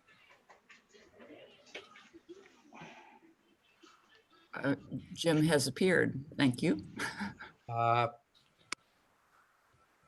If anyone's going to speak on it, it would be Kurt Borman, but I don't know who's going to introduce it or not. I hadn't planned on presenting anything in particular. All right. Well, I know that there was some questions that were sent around with some answers that were included. Is that Kurt? Are you on the phone? Yes, I am. Would you like to talk a little bit about the information that you sent around?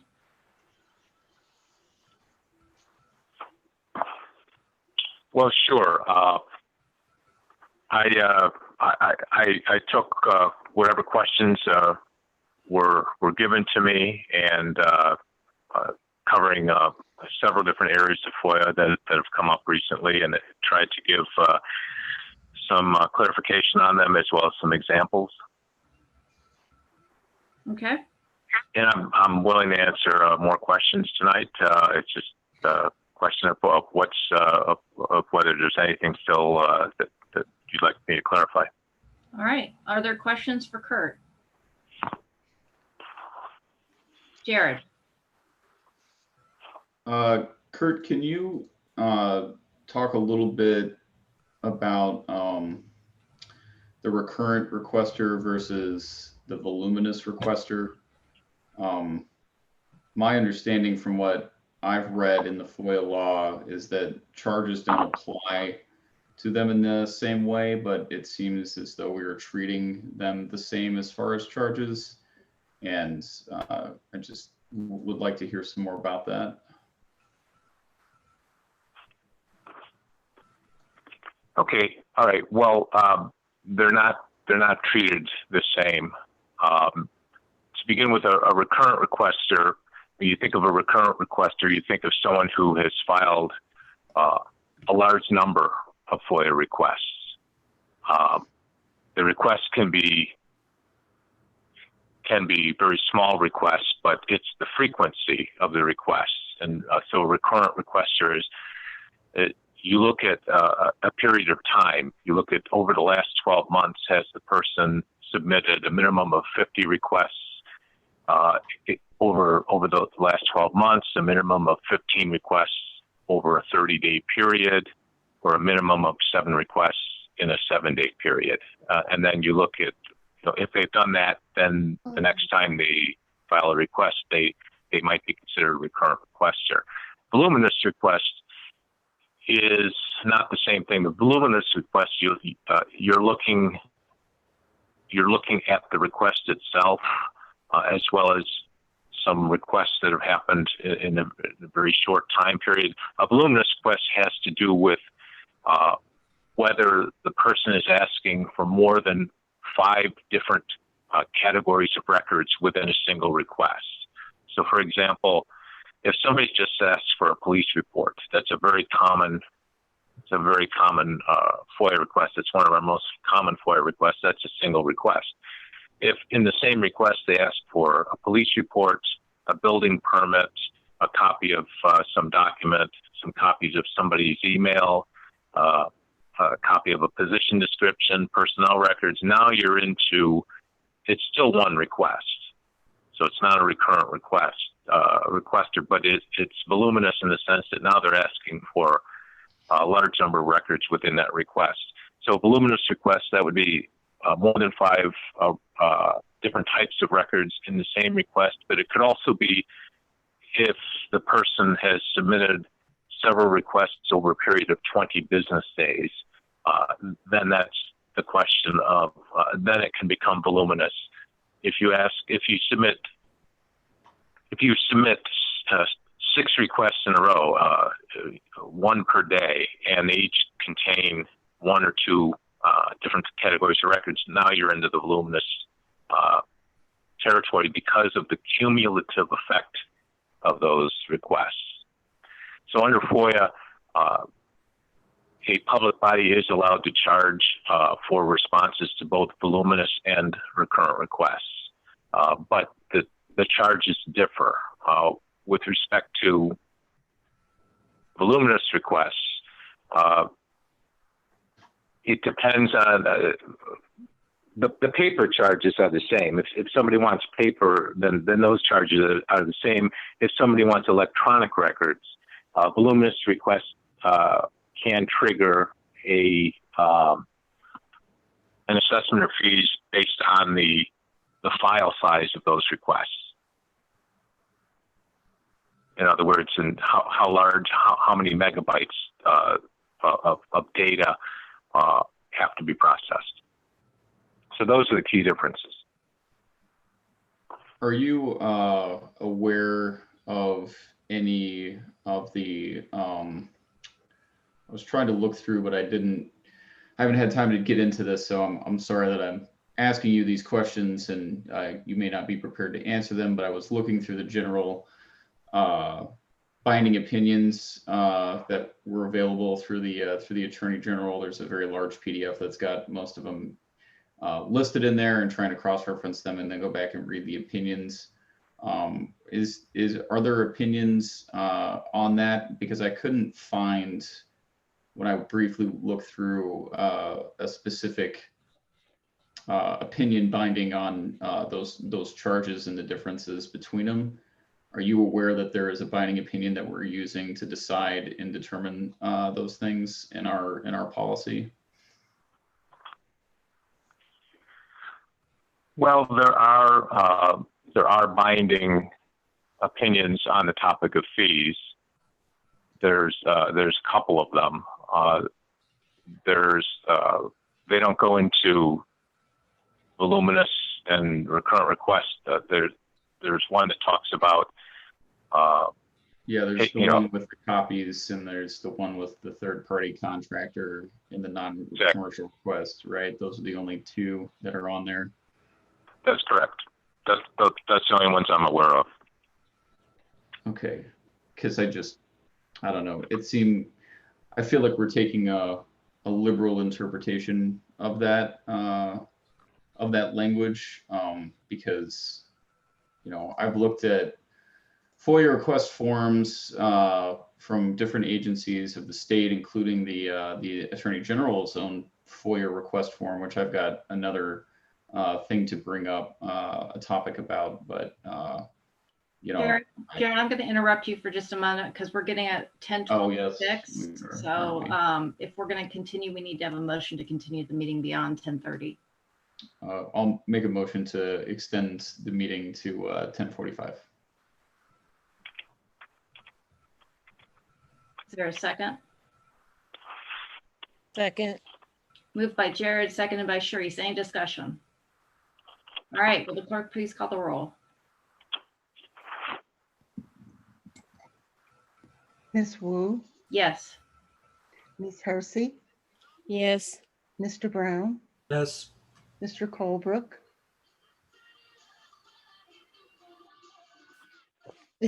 Mr. Miller.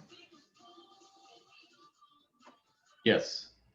All right, thank you. Sorry, go on, Jared.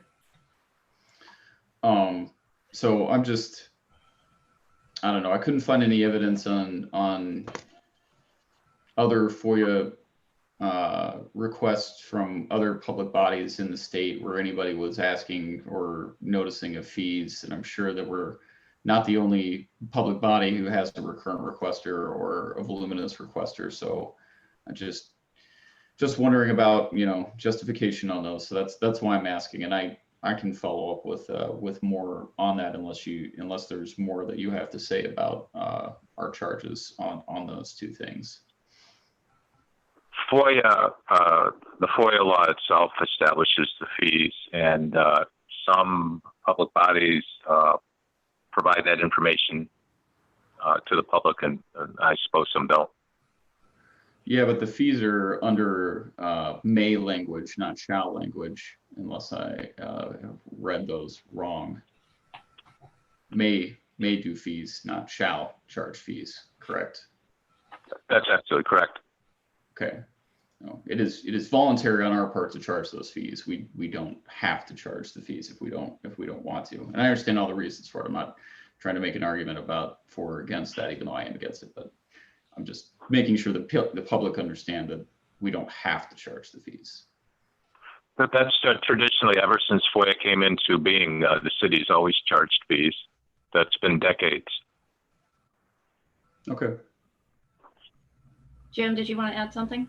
Yeah, I want to just clarify an odd quirk, and I don't know if Kurt directly addressed it or not. I don't think he was asked specifically either to address it. there's an odd quirk in FOIA.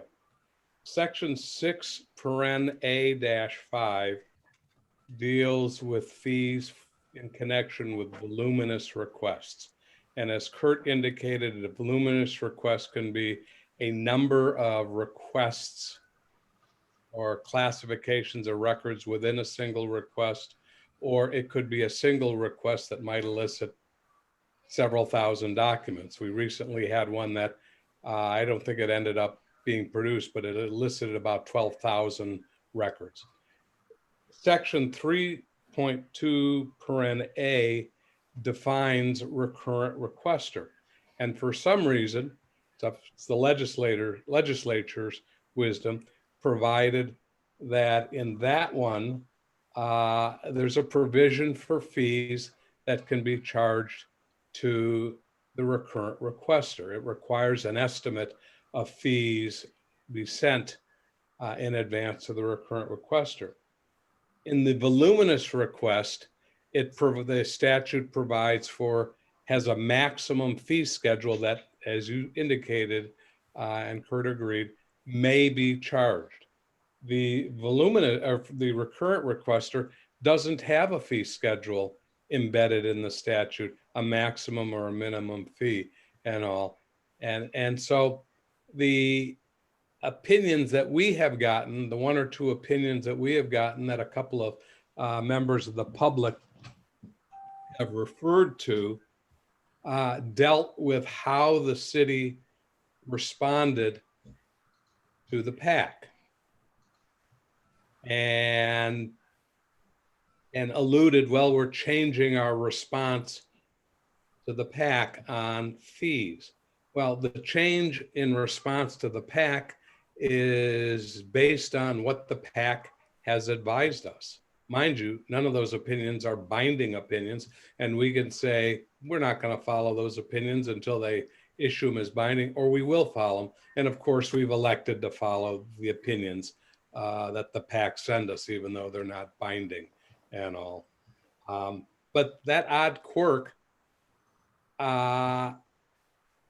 may have missed the PAC. Why the legislature didn't provide a fee schedule, a maximum fee schedule for recurrent requesters is beyond me, but it's there. I don't know what the city has charged recurrent requesters unless they're in connection. The request is from a recurrent requester and also happens to be a voluminous request on top of that.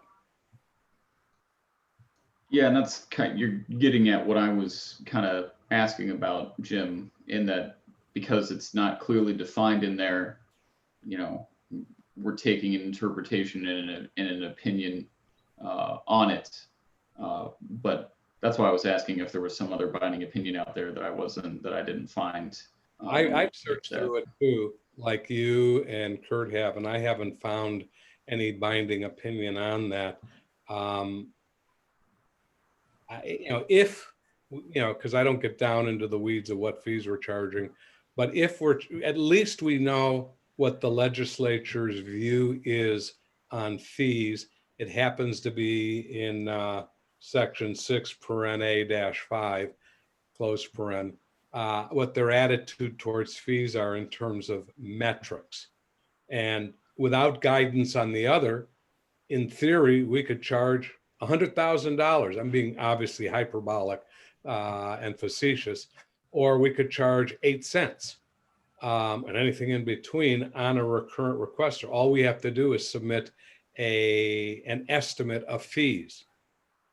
But I would suspect, and I'm only guessing, that the PAC would agree with a fee schedule for a recurrent request that is similar or the same as what the legislature has provided for a voluminous request. And that might be something I'll follow up on. I had some personal things in my life get in the way of being able to properly prepare for submitting my own questions on this, but I can certainly follow up on that. So one other thing, you know what, Bill Brown, I saw you had your hand up. I'll shut up for a minute if you wanted to come. Bill, do you have a question? Yeah, I just wanted to comment on that fees for recurrent requesters. The statute doesn't say anything about additional fees for recurrent requesters. So I think the assumption is the fees for recurrent requesters are the same as the fees for anybody who gets, 100 pages rather than 50 pages. We charge the 15 cents per page over 50 pages. The only thing mentioned in the statute that that allows additional fees is for the voluminous requests and commercial requests. So if it's silent on fees for recurrent requester, then there aren't any others allowed. So we can't set our own fee schedule.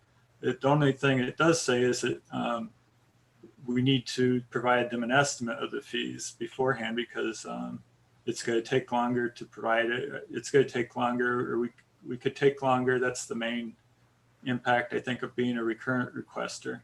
But it has no impact on fees. That's why I asked that question. Does having the status as a recurrent requester impact the fees required? The answer is no. And because there's no allowance in the statute for additional fees for recurrent requesters. Well, I'm not sure, Bill, I would agree, because in the definition of recurrent requester, there's a statement, excuse me, that says and that's section 2. There's a statement in the definition of recurrent requester, and I'm trying to get to it. It says recurrent requester means, and then it has the metric, within 12 months, how many, in 30 days, how many, et cetera. And it goes on to say that there is to be provided an estimate of the amount of fees. Why would the legislature include a statement regarding recurrent requester and the estimate of fees?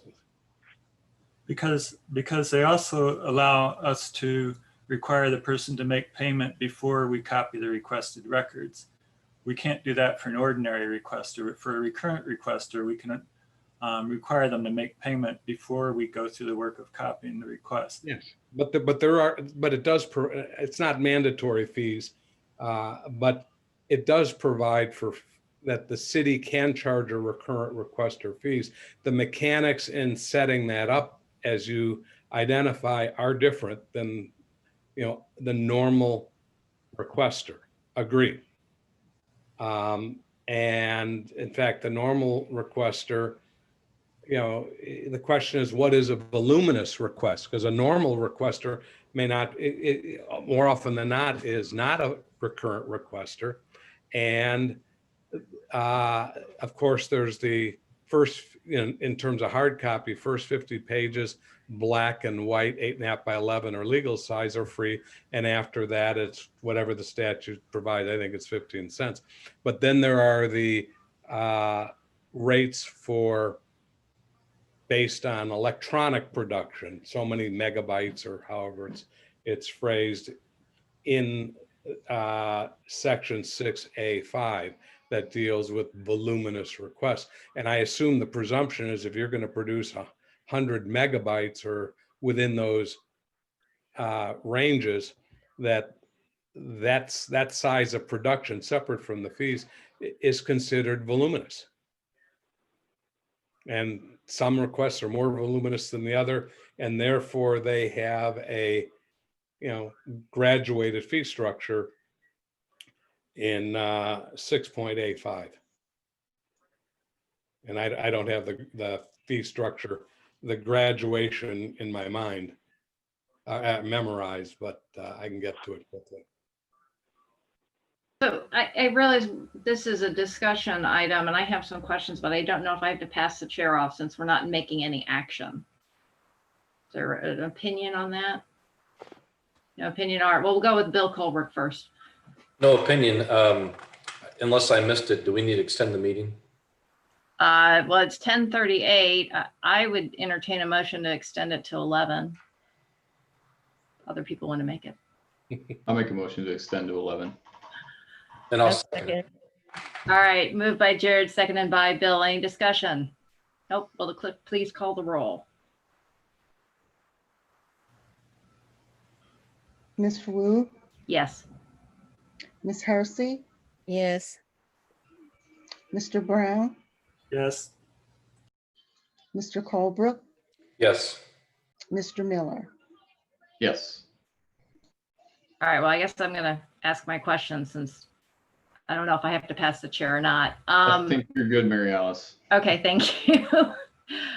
So it sounds to me like my original assumption with the recurrent requester is that the same rules for voluminous requests applied, that really recurrent requester was just the number of times that people had submitted requests, and it didn't really apply to the fees. The fees would only apply if it turned out to be a voluminous request. But based on this conversation, it sounds like maybe that's not how the city has been operated. Could Jim or Kurt, can you clarify that for me? I'll let Kurt do it because he's been responding to most of them. Well, the fees, let's take the fees for paper copies. The fees for paper copies apply to both a voluminous and a recurrent request. That is 50 pages. The first 50 pages, if they're standard black and white copies, are free. And then subsequent copies, the cost cannot exceed 15 cents per copy. So those fees apply across the board. The other fees that apply across the board would be if the public body puts, if it's not paper records, if it's electronic records, and the electronic records are placed on some type of storage device, the public body can charge its actual cost. But just because you're a recurrent requester doesn't automatically mean that you're going to be charged something. So if you have a request that's, say, 10 pages, that means that that person, just because they're in the status of recurrent requester, they're not going to be charged for those 10 pages. Is that correct? That's correct. Okay. All right. I just wanted to clarify that. My second question, just to shift gears a little bit, has to do with the government issued ID.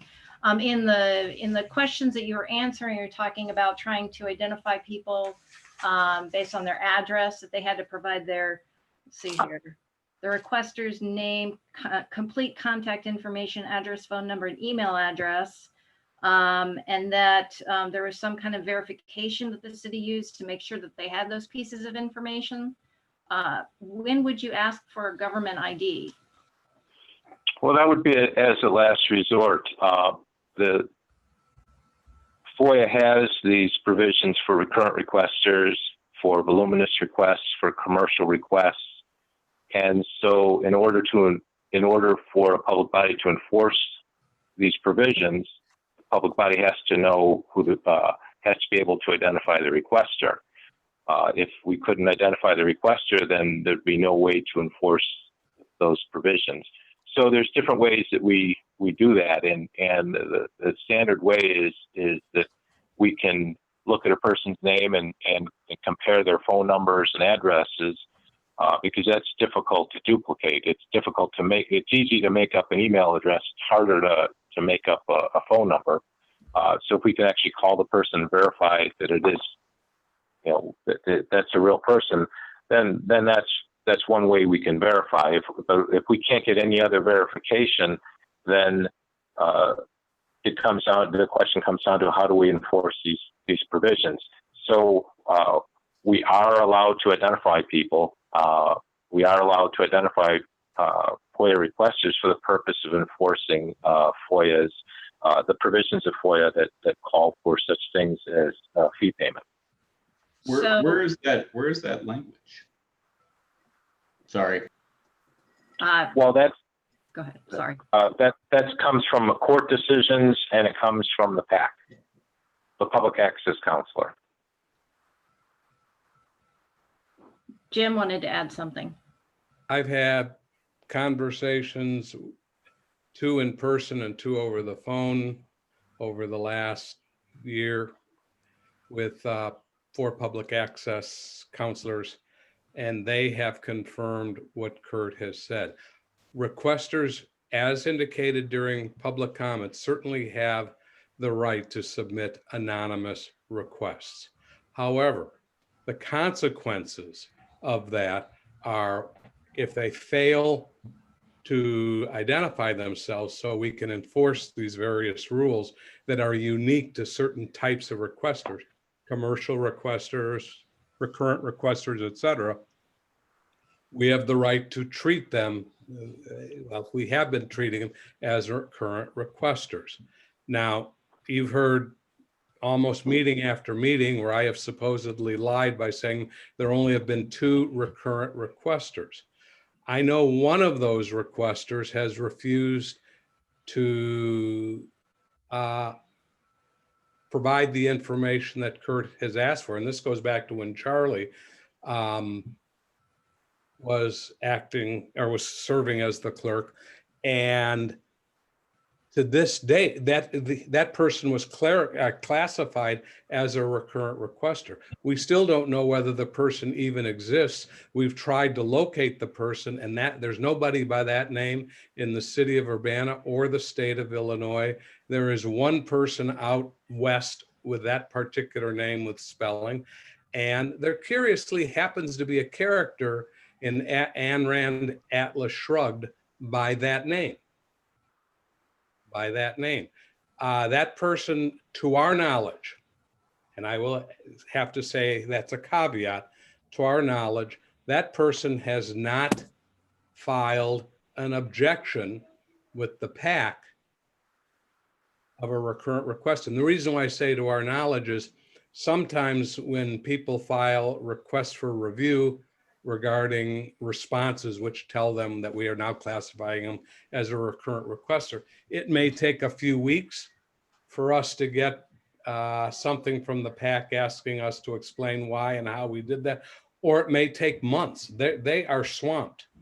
And the very same people who have been burying us with FOIA requests have buried the PAC with requests for review. So I don't know, and they divvy them out among the various PAC officers. So I don't know why some in a couple of weeks we get a request to respond to a complaint or a request for review, and others take months.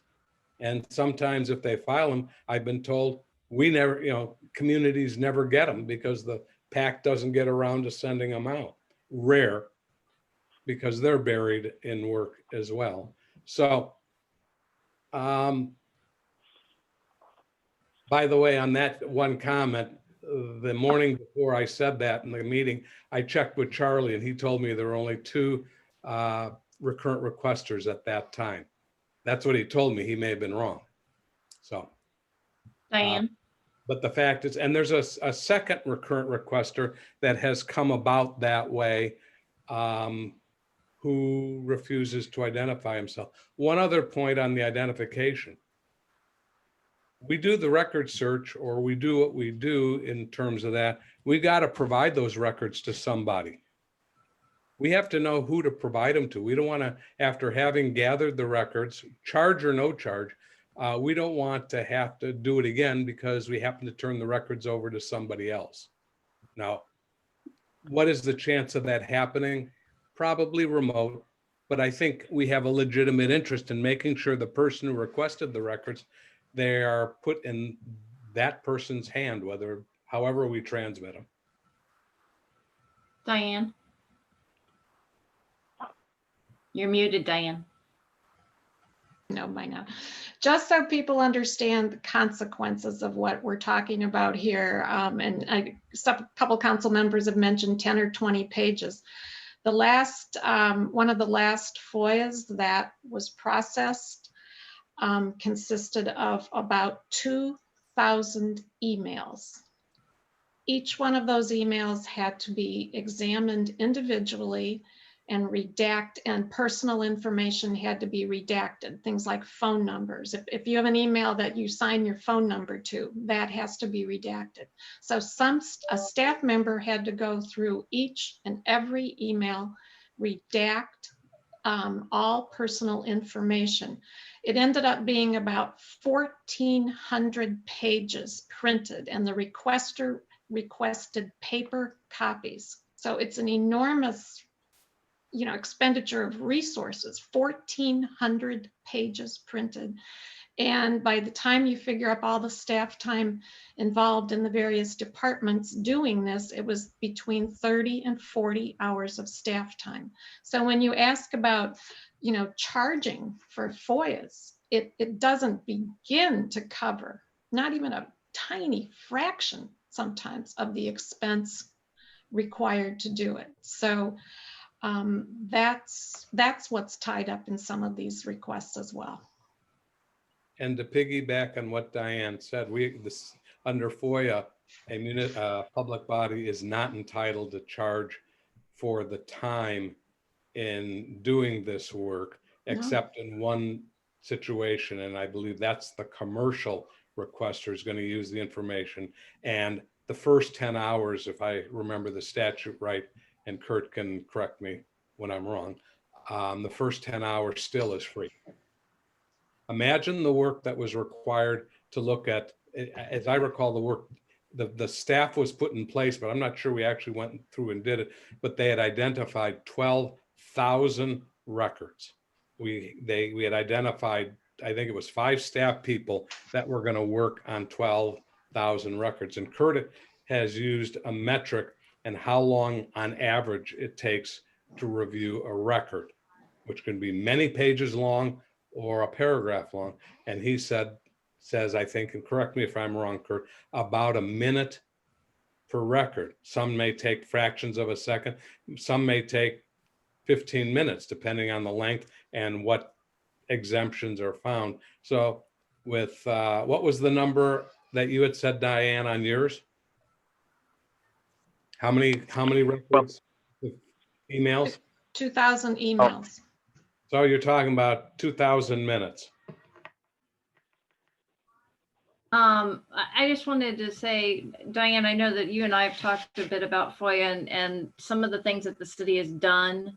I would say in the past couple of months, one is that we now give a credit of $20 to everybody per year, right? So if you're going to be charged fees, everybody's entitled to up to $20. The other thing that's being done is that we're going to be putting out all the FOIA requests and our letter responses that'll be available for anybody to view, just like the U of I does. And then the third thing that we talked about was that we've actually hired somebody additional to work on these. Not yet. Well, we're getting ready to hire somebody. Sorry. Thank you. Yeah. So there is some stuff. I know, Jared, you had talked about hiring additional staff to be working on FOIA, and that is something that's in the process. So I just wanted the public to know that those are some of the things that have been happening behind the scenes. Jared, you had your hand up, but I think Bill, I'm going to let Bill Colbert go for a second, if that's okay. Bill? I don't have anything. Oh, I thought your hand was up. I'm sorry. Jared, it's back to you. Well, I know we're rounding the corner. I guess, how was our FOIA policy originally set? I guess that's what this ultimately comes down to. That's what was it passed by council? Was it just an internal policy that we have? Did it ever come before council? I didn't hear the whole question. Maybe Kurt can answer it. Well, as far as I know, FOIA hasn't gone to council. It's traditionally been in the city clerk's office, and it's been something that the staff has just managed. But to my knowledge, council hasn't really had a hands-on approach to FOIA. Understood. Well, and I think that ultimately what this really needs to come down to is there seems to be enough interest from us in how the role council has and transparency of our government that it probably needs to. This probably needs to become a council issue and no longer just a internally managed issue because of the issues that it's raising with the people we represent and the problems it's bringing up. Because we can ask questions, until the cows come home, but eventually you know, what we're trying to do here, whether everyone agree, you know, we all come to agreement or not, what we're trying to do here is to try and say what we think should be done in these situations. So, you know, I think that, and I already know what Bill Colbrook's going to say, because last time I said that, he said we should be sticking our noses in it. So I know that's what you're going to say, but respectfully disagree. You know, when it comes to government transparency, I think that's exactly the kind of thing that council should be involved in. And because these, you know, these questions keep coming up, you know, it just seems like that's where this is going.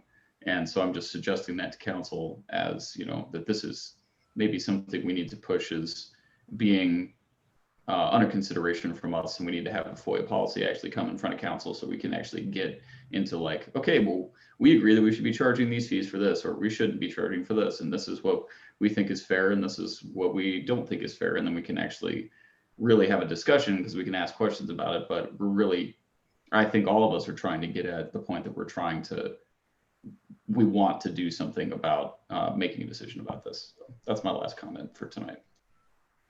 Bill Brown? Yeah, usually how that's done is one or two council members would put together a resolution or ordinance and specify what you think it should be. If you think that we shouldn't be charging for you know, pages over 50, then you can put that in the policy, and then you bring it to discussion.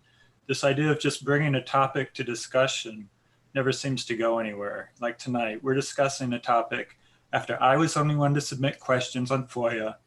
We're discussing the answers to my questions for almost an hour and really don't have anything to show for it. But I do appreciate the better understanding. Bill Colbert? Yeah, I did want to respond to Jared. I mean, that is my comment in general, is what I hear a lot is a lot of stuff is set by PAC. A lot of it's set by law. A lot of it's set, you know, by Attorney General. I don't know that there is a lot of wiggle room for a council to decide when a lot of this stuff is set in precedent and in some other paper, some other law, some other ordinance, some other, you know, manner that we don't have any control over. So I think we're just spinning our wheels a lot of times just talking about it. All right, Jared, I'm just giving you a heads up. We have 4 minutes left. Sure. I just wanted to quickly respond to Bill. I mean, the big things that we do, I mean, there is room in the language for us to make decisions about this, because there are a lot of may languages and not shalls. I mean, we can't do anything about the kinds of information that are allowed to be redacted and so on and so forth, all that kind of stuff that's required. But there are, you know, maybe it's not as in-depth as some of our discussions are going, but there are certain parts of this that we certainly can say something, because the language in the law is a may language, which means that it's conditional on enforcement chosen by the municipal body, not, you know. You are wrong, Jared. Oh. Phyllis says I'm wrong. You are, darling. I'm sorry to tell you that.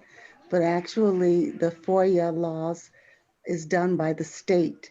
There's not very much that you can do to make a change to that. You have to abide by that. Your role as a city councilman is to make law and policy that affects the city. You can't change what the state has already put in place. Now, when we handled the FOIA here in the clerk's office, one of the things that we did is we tracked everything. We didn't charge for the first 50 pages like that. And even I took it upon myself as the clerk at that time to make a determination whether I wanted to charge for like 10 pages past the 50 pages. And I didn't feel it was necessary to nickel and dime everybody to death. So the kinds of things that they are receiving now and what's going on with the requests for FOIAs is way over anything that has ever happened before. And I think that it is fair. The prices that they are charging is fair for all the work that people have to do.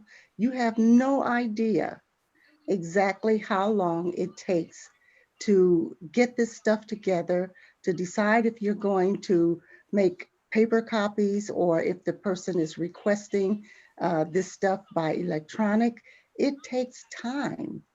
So, and I understand that you want to give everybody a fair share, and I think that it's right, the right thing to do.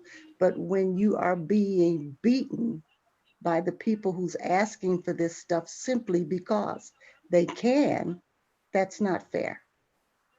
And as I said, you have to go by what the state says. That's where the FOIA requests come through at. That's what set the precedence. You can't do it yourself. Even though we are a home rule community and can make a whole lot of changes in some of the things that we do, there are some things you have to leave alone and stay in your lane. I'm sorry, I had to say that. All right, well, Phyllis, we're 1 minute out here. Is there somebody's got 30 seconds, otherwise I'm gonna adjourn the meeting. All right, there is nothing else on our agenda tonight. Thank you very much. Have a good evening. This meeting is adjourned. Night, everybody. Night.